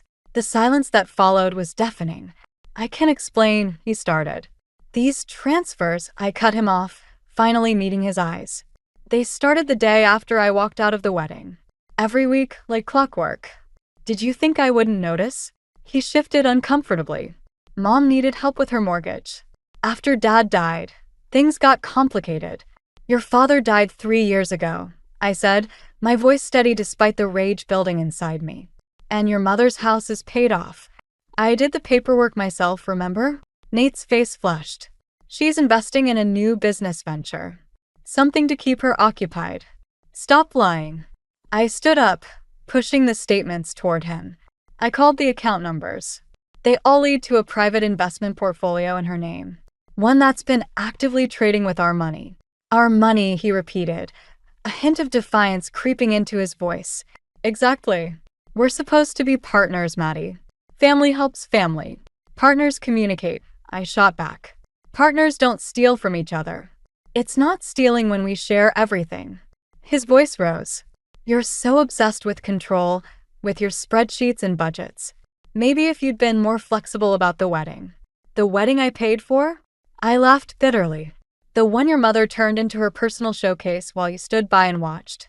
My phone buzzed again. Maggie's number this time. I picked it up and declined the call, then noticed a new email notification. From my bank. Another transfer just went through, I said, opening the alert. $10,000. 10 minutes ago. Nate's expression shifted from defensive to panicked. Mom said she needed it for what? I stepped closer, showing him the screen. What could possibly justify emptying our account without even asking me? He wouldn't meet my eyes. She said it was insurance. In case you tried to leave again. The words hit me like a physical blow. Insurance, I repeated. Against me leaving. So you gave her our savings. She's trying to protect us. Nate's voice cracked. She knows what's best. Get out. The words came out barely above a whisper. Maddie, please. Get out. I slammed my hand on the table, making the papers jump. Take your protection and your lies and get out. I'm done. He stood there, mouth opening and closing like a fish out of water. You don't mean that. We can work this out. Mom says. Your mother, I cut in, my voice deadly calm, has been manipulating both of us from the start. And you let her. But here's what's going to happen now. I'm calling my lawyer. I'm freezing all our joint accounts. And I'm filing charges for financial fraud. You wouldn't, he whispered. It would destroy Mom's reputation. I looked at him, really looked at him, and saw for the first time how small he seemed without his mother's shadow to hide in. You're right, I said, gathering the statements into a folder. I wouldn't destroy her reputation. I'm going to let her do that herself. Every transaction, every manipulation, every lie, it's all here in black and white. And numbers don't lie, Nate. Even when people do. As he finally turned to leave, I felt something shift inside me. The hurt was still there, but now it had company. A cold, calculated determination that felt surprisingly like freedom. The cease and desist letter from Maggie's lawyer arrived the same morning my boss called me into his office. I knew something was wrong when I saw the Thompson Financial Group logo on his computer screen. Madison, he said, not quite meeting my eyes, we need to discuss a potential conflict of interest. My stomach dropped. Maggie's company was one of our firm's biggest clients. Of course, she'd find a way to hit me where it hurt most. Charles Thompson called personally. My boss continued, shuffling papers on his desk. He's concerned about sensitive financial information, given your personal situation with his sister-in-law. I've never handled their accounts, I said, my voice steady despite the trembling in my hands.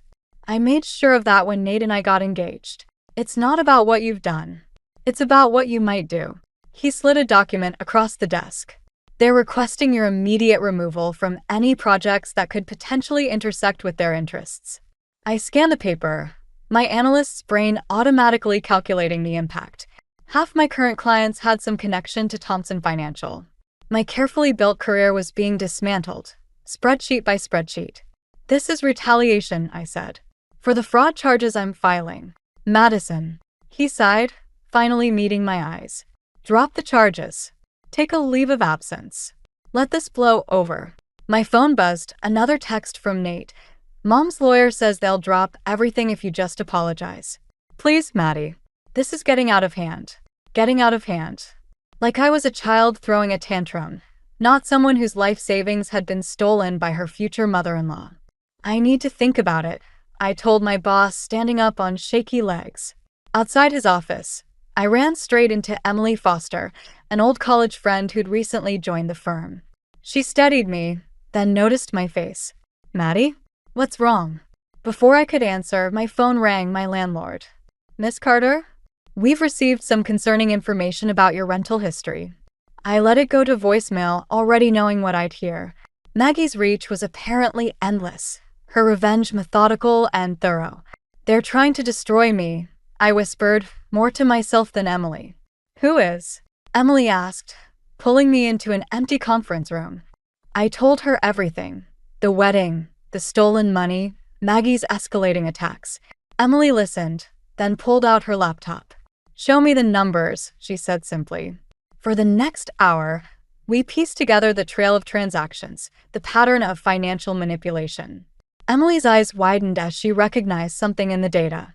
This isn't just about you, she said finally. These investment patterns, I've seen them before. In fraud cases I worked on at my old firm. Hope flickered briefly, then died as my phone buzzed with another email. My bank account had been frozen pending investigation. It doesn't matter, I said, closing the laptop. She's won.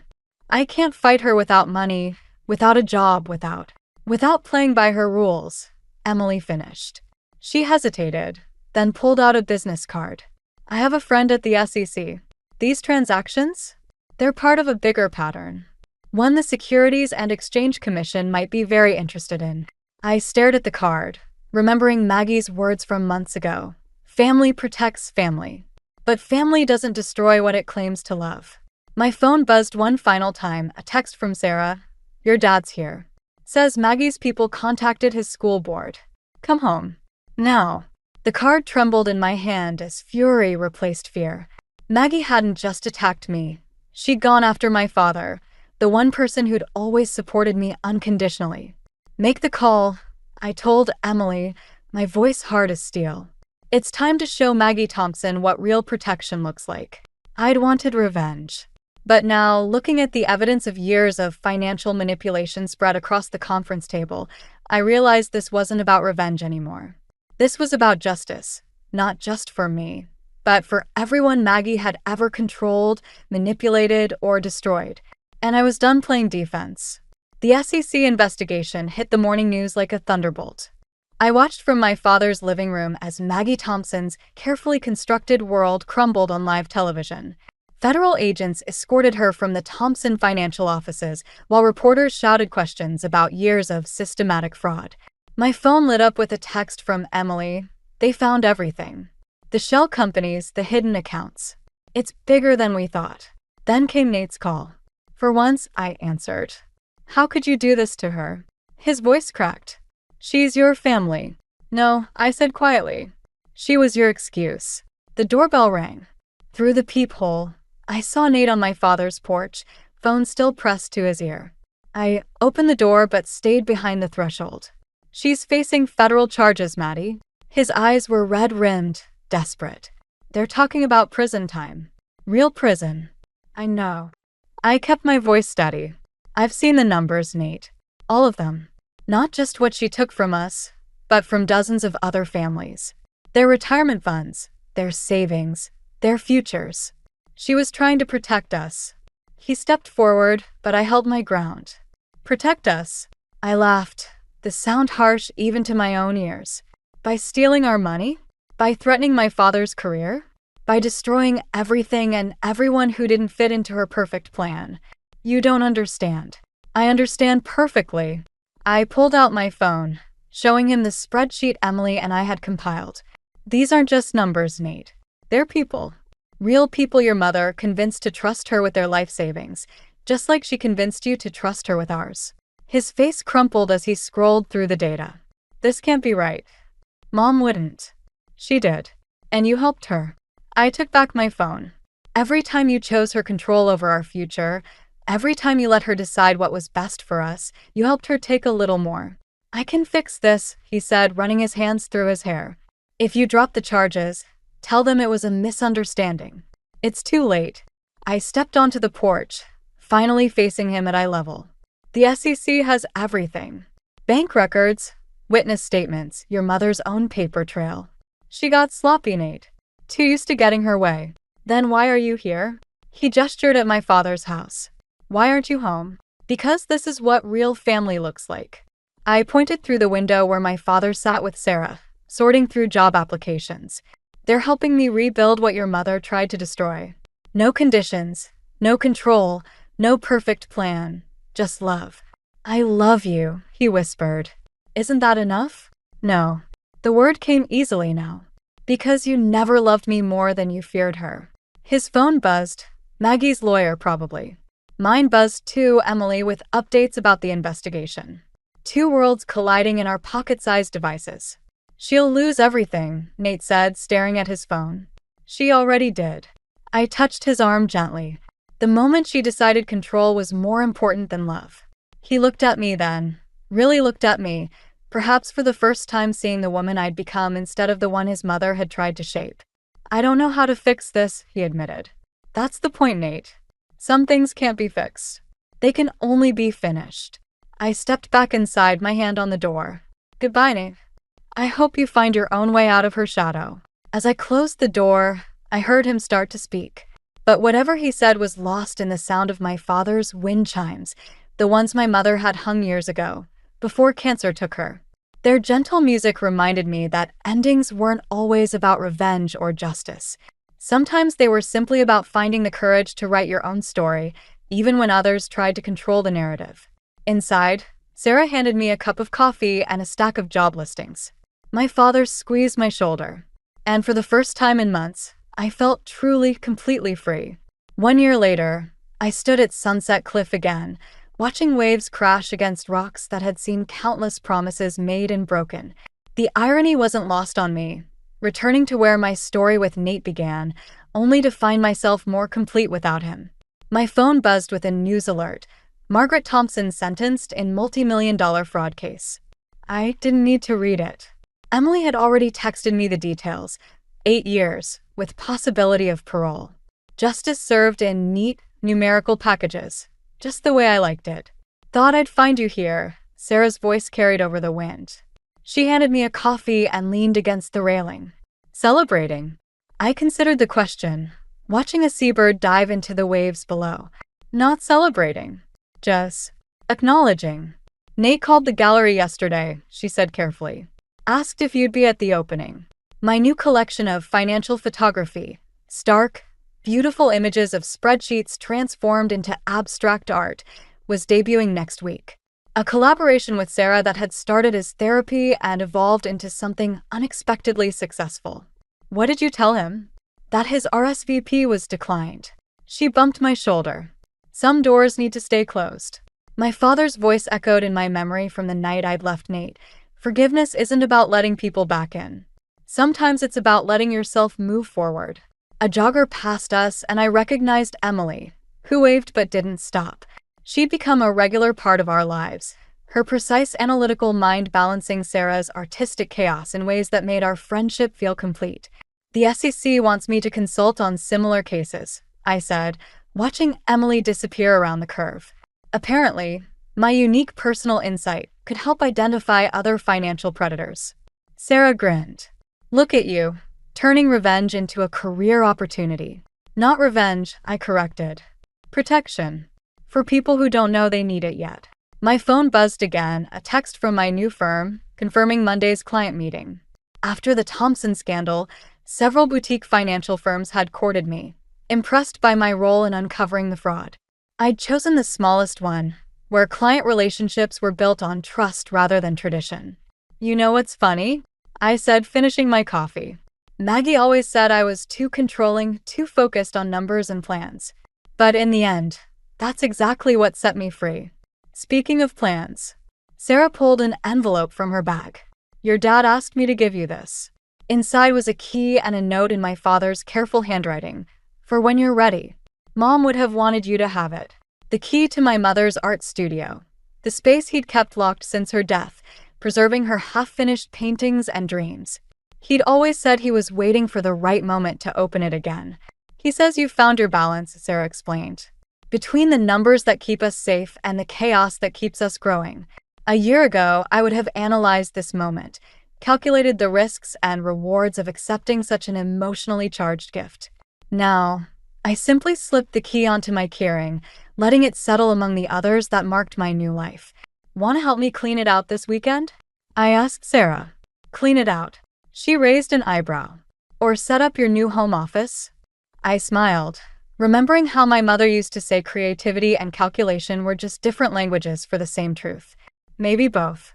I think there's room for spreadsheets among the easels. As we walked back to our cars, I paused for one last look at the cliff where Nate had proposed. The setting sun painted the ocean in shades of possibility, reminding me that some leaps aren't about falling or flying, they're about finally finding solid ground beneath your feet. Ready? Sarah called. I touched my mother's key, feeling its potential warm against my palm. Yeah, I said, turning away from the cliff. I'm ready, not for an ending, but for whatever came next. After all, the best calculations always leave room for surprise.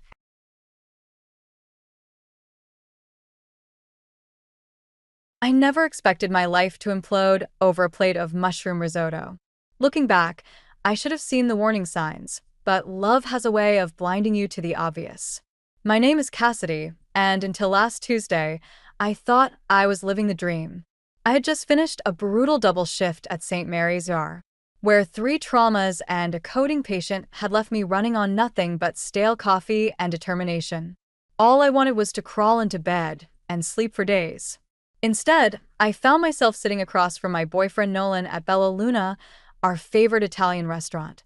staring at an engagement ring nestled between two perfectly seared scallops. "Cass," Nolan said, his voice trembling slightly. "These past 8 months have been incredible. I know it might seem fast, but when you know, right?" The candlelight caught the diamond's sparkle, making my head spin. Or maybe that was the exhaustion.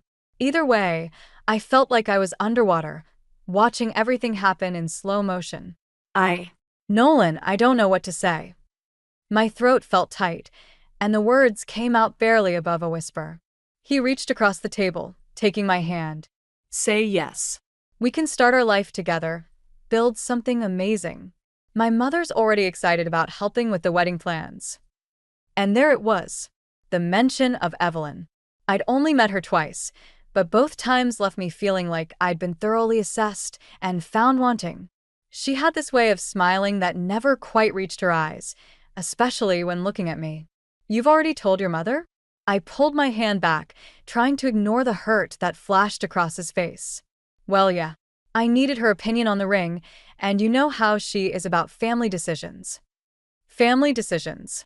The phrase echoed in my head, bringing back memories of my grandmother's warnings. "Cassidy," she'd said just last week over our weekly Sunday tea, "that boy's got a mother who'll never cut the apron strings. Mark my words." I forced a smile, buying time. "Can I think about it? It's just, with my shift, and everything's happening so fast." "Of course," Nolan said quickly, but I caught the disappointment in his voice. "Take all the time you need. Though Mom's already looking at venues for June." June. 3 months away. My stomach lurched.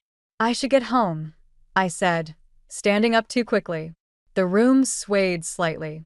"Early shift tomorrow." "Let me drive you," Nolan offered, already reaching for his keys. "No, I'll grab an Uber. I need some time to process." I leaned down to kiss his cheek, catching a whiff of his cologne, the one Evelyn had given him for Christmas. Outside, the spring air felt thick with humidity. I called my best friend Brooke while waiting for my ride. "He did what?" she practically screamed through the phone. "After 8 months? And Evelyn's already planning the wedding." "I don't know what to do," I admitted, watching traffic pass by in a blur of headlights. "Something feels off." "Listen to that feeling," Brooke said firmly. "Remember what happened with your parents?" I did remember.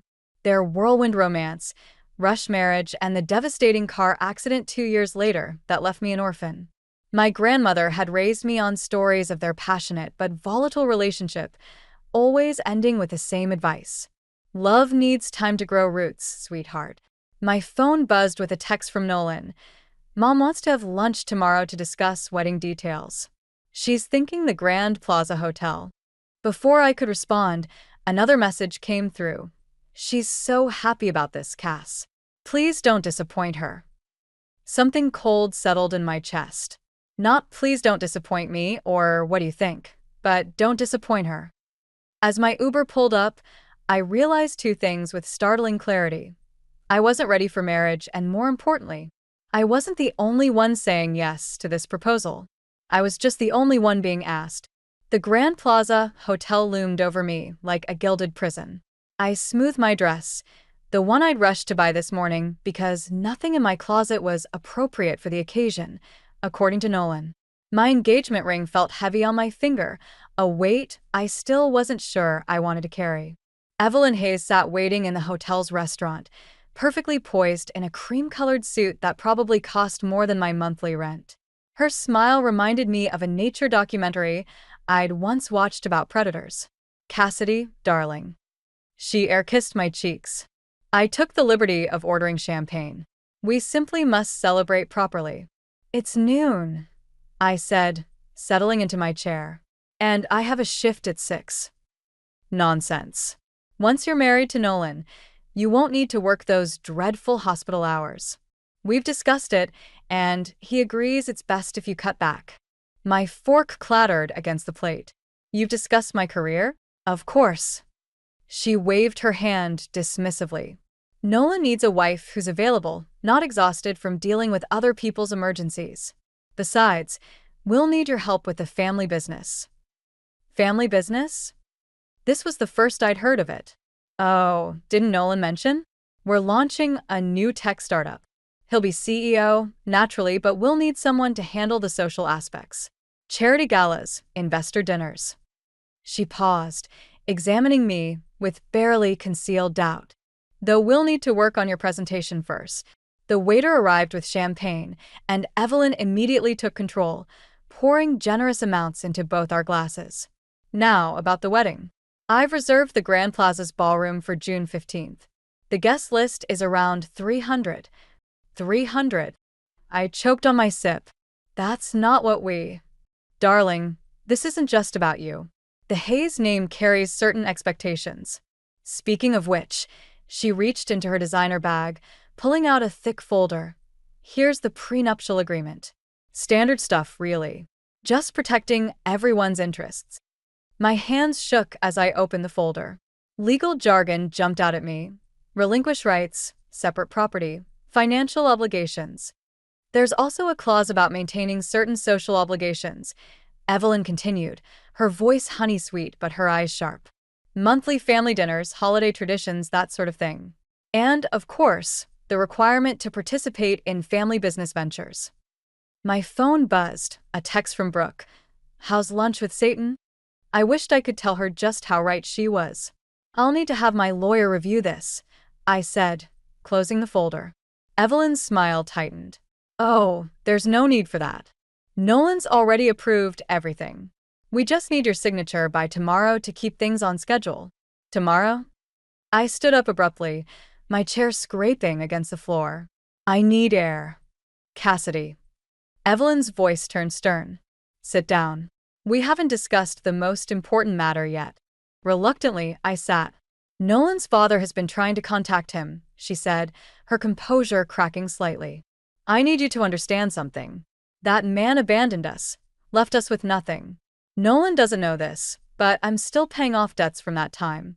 My son's support is all I have. For the first time, I saw real emotion in her eyes, fear.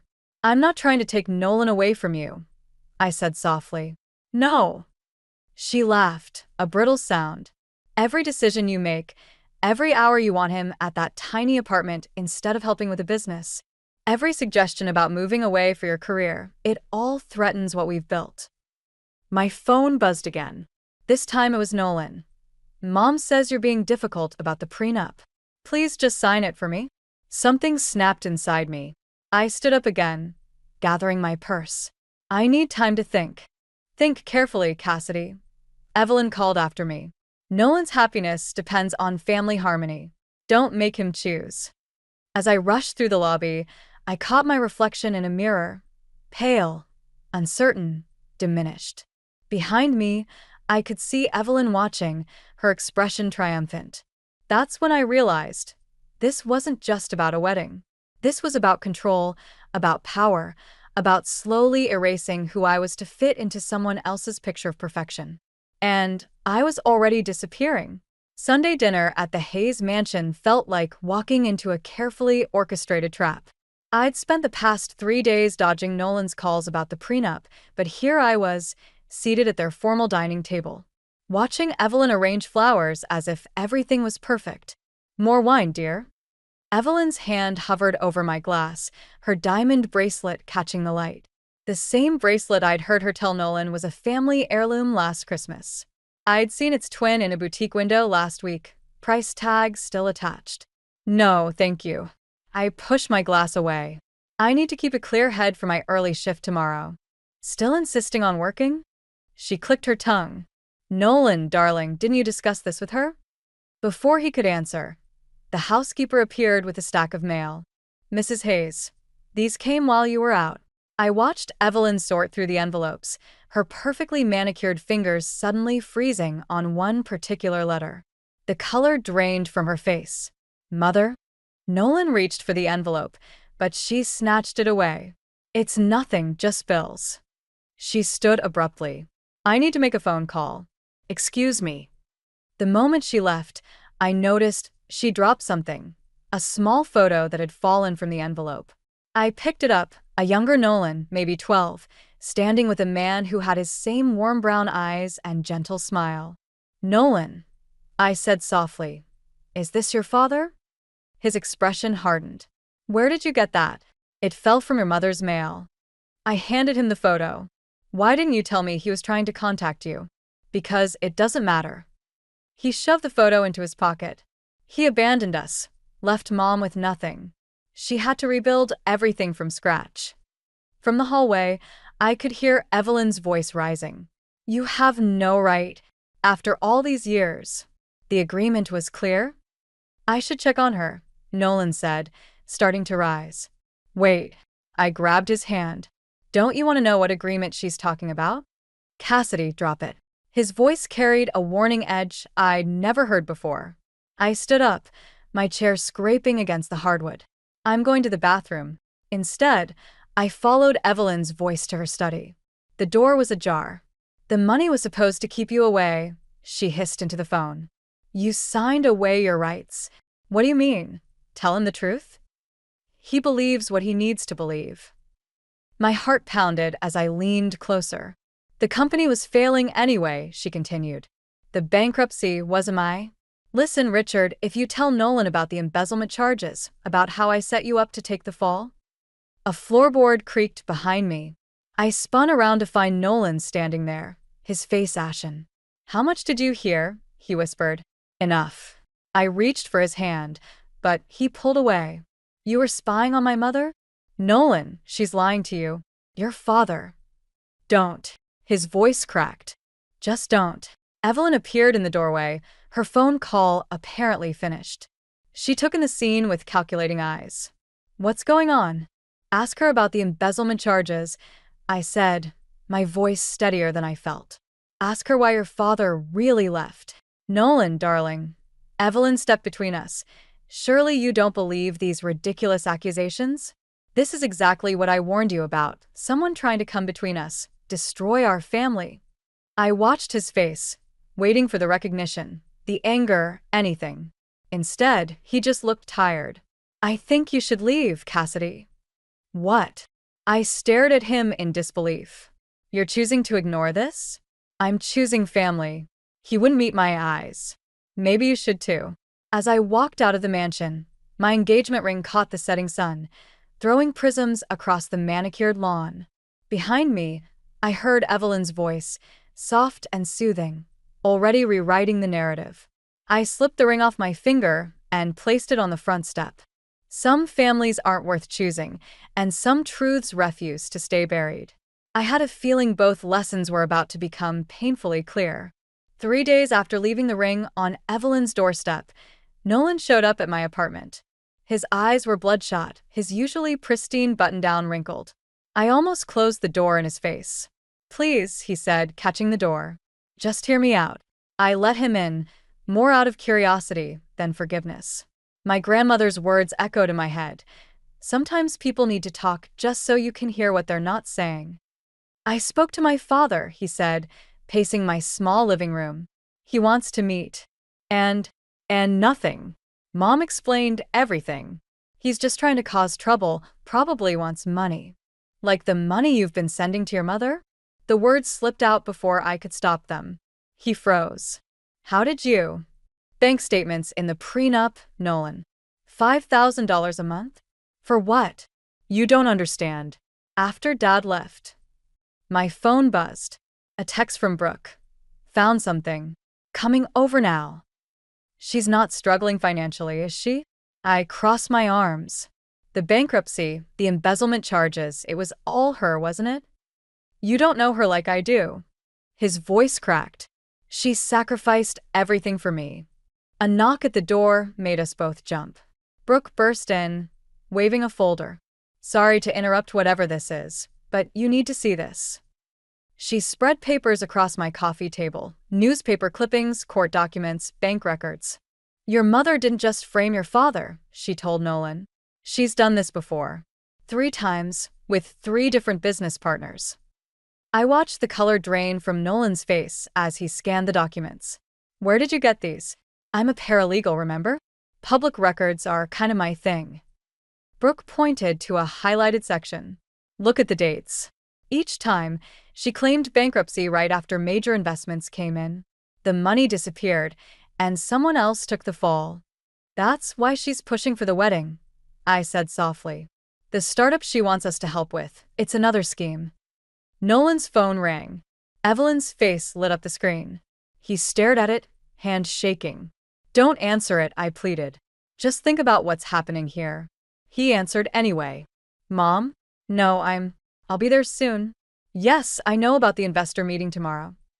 I grabbed my keys and headed for the door. I couldn't watch him choose her again. Where are you going? He called after me. To see your father. That stopped him cold. What? He's staying at the Riverside Hotel. Brooke found him. I turned to face Nolan. I'm going to hear his side of the story. You can come with me, or you can go back to pretending everything's fine. Cassidy, please. He reached for me, but I stepped back. If I don't help her with this investment deal, then what? She'll be exposed? Have to face consequences? Or are you more afraid she'll stop loving you? His silence was answer enough. You know what's funny? I said, my hand on the doorknob. I used to think my parents' rushed marriage was a tragedy. But at least they were brave enough to choose each other, even if it ended badly. You can't even choose yourself. I love you, he whispered. No, you love the idea of me. Someone to help maintain your mother's perfect facade. But I won't be another person she destroys. As I walked out, Brooke following close behind, I heard his phone ring again. This time, when he answered, his voice was different. Harder. Mother, he said, we need to talk about Richard Hayes. I closed the door before I could hear more. Sometimes the bravest thing isn't fighting for love, it's walking away before it destroys you. And sometimes revenge isn't about getting even, but about forcing the truth into the light. I had a feeling Evelyn Hayes was about to learn both lessons the hard way. The Riverside Hotel lobby felt like neutral ground in a war I never wanted to fight. Richard Hayes sat across from me, stirring his coffee with slow, deliberate movements. He had Nolan's eyes, but there was a weariness in them that spoke of years spent carrying a heavy truth. I tried to warn him, Richard said, sliding a manila envelope across the table. Every time I got close, Evelyn would. He trailed off, his hands shaking slightly. Inside the envelope were photos. Evelyn with different men in business suits, signing documents, shaking hands. Dates stamped in the corners showed a pattern spanning years. Each photo had a corresponding news clipping about a failed business venture, a mysterious bankruptcy, a ruined reputation. My phone buzzed. Nolan, where are you? Mom's investors are waiting. I ignored it. Why didn't you fight harder? She threatened to tell Nolan I'd stolen from him. His college fund, his inheritance from my parents. She made it look like I'd taken everything. Richard's voice cracked. I thought leaving would protect him. I was wrong. Another text, this time from Brooke. SOS. Evelyn's at your grandmother's house. My blood ran cold. I have to go. Wait. Richard grabbed my arm. There's something else. The new startup? She's already sold the patents. The investors' money will disappear before the ink dries on their checks. I ran 3 red lights getting to my grandmother's house. Evelyn's Mercedes was in the driveway, next to Nolan's car. Through the window, I could see them in the living room, Evelyn standing, my grandmother in her favorite chair, Nolan pacing between them. Just want what's best for everyone, Evelyn was saying as I burst in. Surely you understand, Mabel? A grandmother's duty to protect her family? My grandmother's face was steel. The only thing I understand is that you're threatening mine. Threatening? I stepped into the room. What's going on? Cassidy. Nolan moved toward me, but stopped when I backed away. Mom says you've been meeting with Dad, trying to destroy our family's future. Your father's a liar, Evelyn snapped. Show her, Nolan. Show her what he did. Nolan pulled out his phone, showing me bank statements. He emptied the startup's accounts this morning. Everything's gone. I laughed. I couldn't help it. He didn't take anything. Those accounts were already empty, weren't they, Evelyn? The room went still. What are you talking about? Nolan's voice was small, uncertain. I pulled out the photos Richard had given me. Your mother sold the patents last week. The money's probably in an offshore account by now, just like the last 3 times. That's ridiculous, Evelyn sputtered. Nolan, darling, she's obviously jealous, trying to come between us. The investors are waiting at your office right now. I cut in. Why don't we all go explain where their money's going? Enough. Evelyn's composure cracked. Nolan, if you let her destroy everything we've built, you'll have nothing. No mother, no future, no more lies. My grandmother stood, her voice quiet but firm. I watched my daughter rush into a marriage that ended in tragedy. I won't watch my granddaughter marry into one. Nolan stared at the photos spread across the coffee table, his world unraveling in glossy 4x6 frames. Mom, everything I did was for you, Evelyn whispered. No. He stepped back, really seeing her for the first time. It was for you. It's always been for you. My phone buzzed again. A message from Richard. The investors know. The police are involved. Outside, sirens wailed in the distance, growing closer. Evelyn must have heard them too. Her face hardened as she reached for her purse.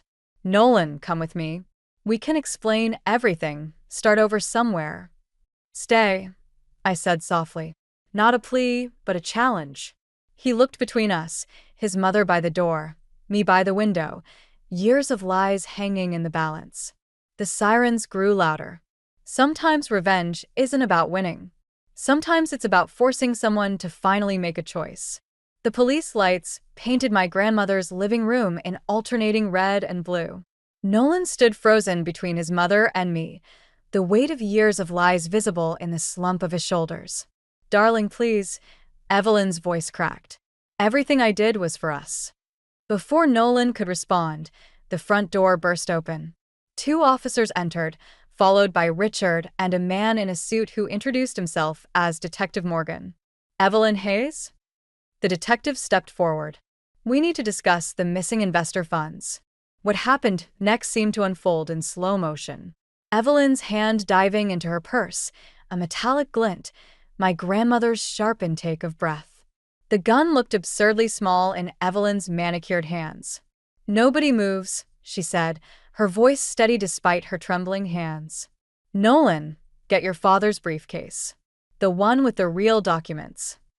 Richard stepped forward. Evelyn, don't. Shut up. The gun swung toward him. You don't get to play hero now.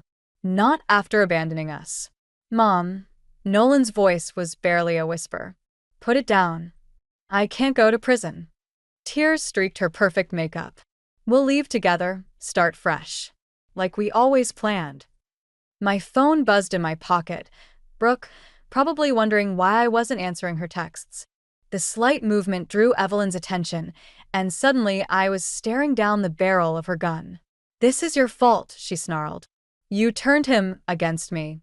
You and your perfect little family with your perfect little life. My perfect life? I laughed, a harsh sound that surprised even me. My parents died when I was 12. I worked 60-hour weeks saving other people's lives while trying to build my own. The only perfect thing in my life was loving your son, and you poisoned that too. The officers had their weapons drawn, but Evelyn was using me as a shield now, backing toward the door. Nolan, come with me. Now. I caught his eye, saw the terror there, the desperate need to please warring with a truth he could no longer deny. It's okay, I said softly. Choose yourself this time. Shut up.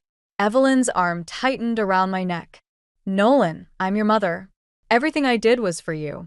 The money, the lies, I had to protect us. Protect us? Nolan's voice grew stronger. You destroyed us. You destroyed him. He gestured to his father. And now you're destroying yourself.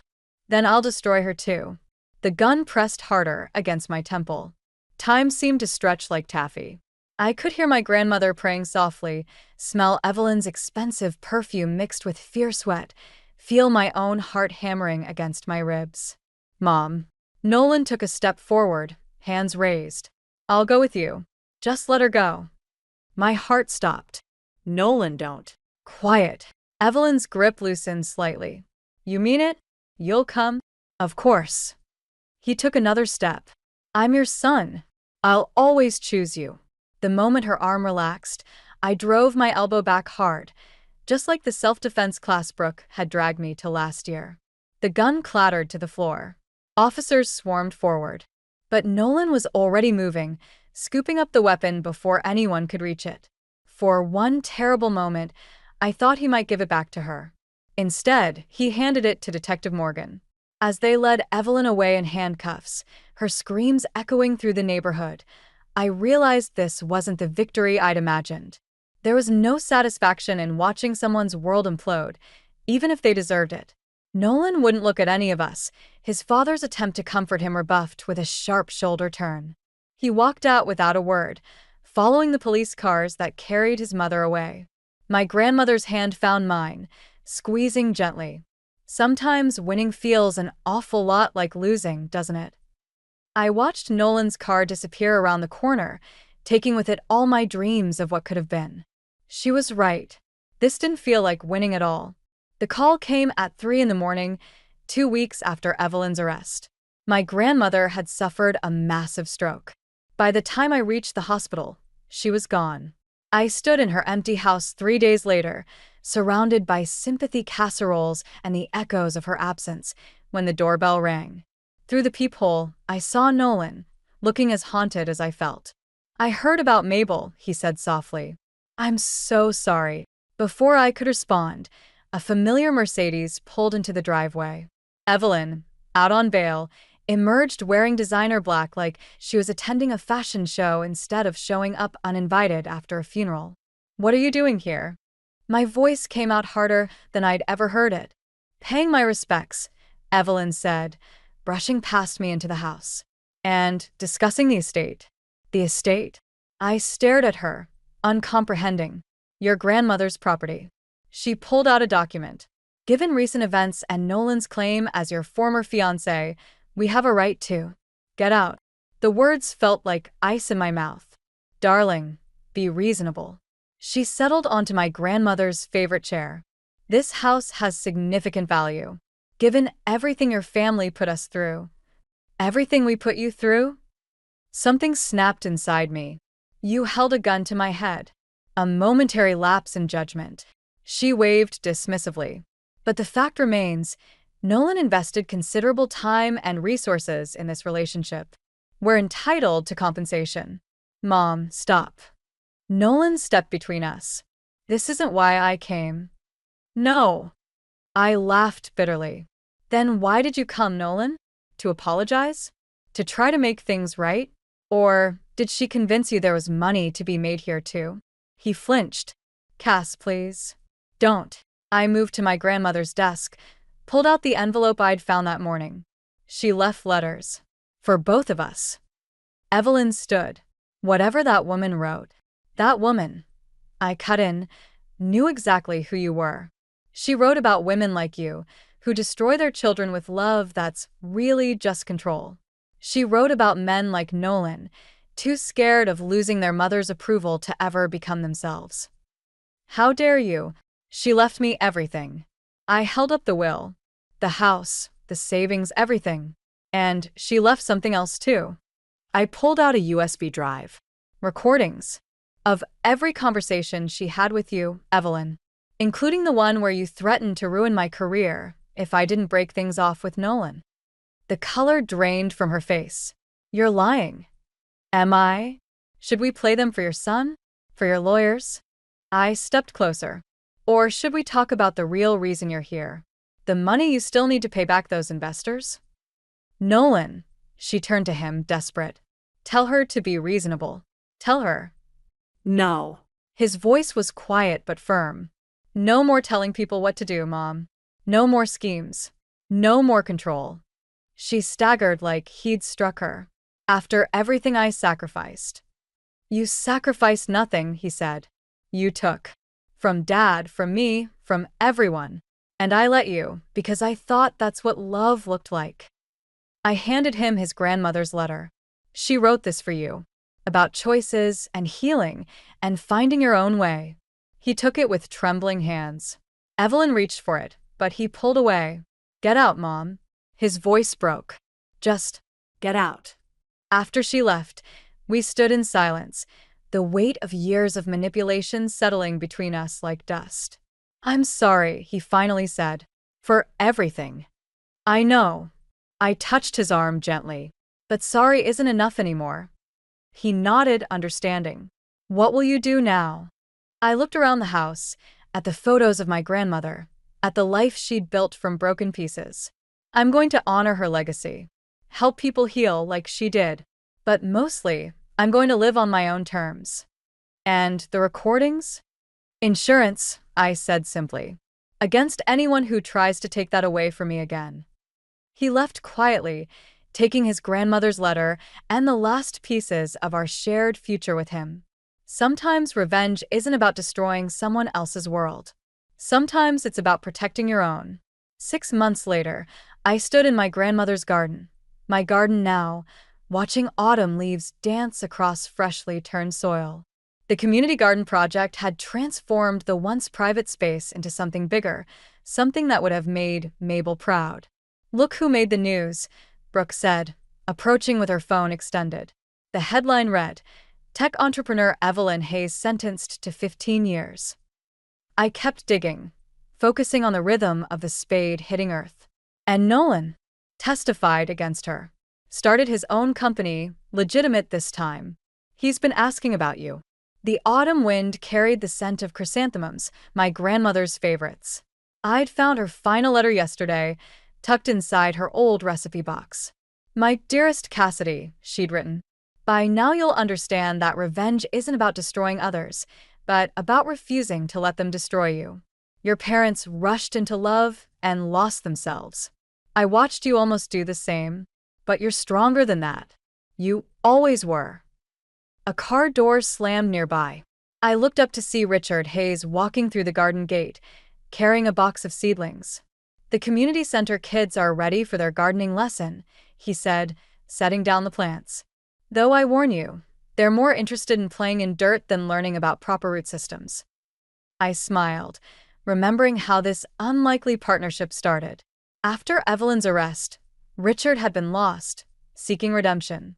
When I mentioned turning the garden into a community project, he'd volunteered immediately. Now he taught coding classes at the center while I handled the garden program. Miss Cassidy. A group of children burst through the gate, followed by their parents. Among them was a quiet boy named Marcus, whose mother reminded me of myself at that age, working double shifts, trying to build something stable from chaos. Today we're planting hope, I told them, holding up a seedling. Sometimes things have to break down completely before they can grow into something beautiful. As the children dug their hands into the soil, I noticed a familiar figure by the gate. Nolan stood watching, uncertainty written across his face. He looked different, older, maybe, or just more himself. Can we talk? He asked softly. We walked to the edge of the garden, where my grandmother's bench sat beneath an old oak tree. The same bench where she'd warned me about rushing into marriage, where she taught me that love should nurture, not consume. I'm selling the Hayes mansion, he said, using the money to start a foundation for financial literacy education. Help people spot schemes like moms before they lose everything. That's good, Nolan. I miss you. The words hung between us like autumn leaves, ready to fall. I know. I touched his hand gently. But sometimes missing someone isn't enough reason to try again. He nodded, understanding in his eyes. You were right, about everything. I needed to choose myself before I could really choose anyone else. A child's laughter rang out across the garden. Marcus had discovered a worm, holding it up triumphantly while his mother watched with tired but happy eyes. Your grandmother would have loved this, Nolan said, gesturing to the transformed space. Taking something painful and making it heal others. That's what she did for me. I stood, brushing dirt from my jeans. And now it's what I do for them. He left quietly, leaving behind a small envelope. Inside was a donation to the community center, made in Mabel's name. Some might call it karma, others might call it redemption. I called it growth. Later, as the sun set and the last families left, I sat on my grandmother's bench reading the final lines of her letter. Love isn't about perfect moments or grand gestures. It's about choosing yourself first so you have something real to give others. You've chosen well, my dear. Now help others do the same. I folded the letter and looked at my dirt-stained hands, at the garden full of new beginnings, at the life I'd built from broken pieces. Sometimes the best revenge isn't about getting even. It's about getting free. And I was finally completely free.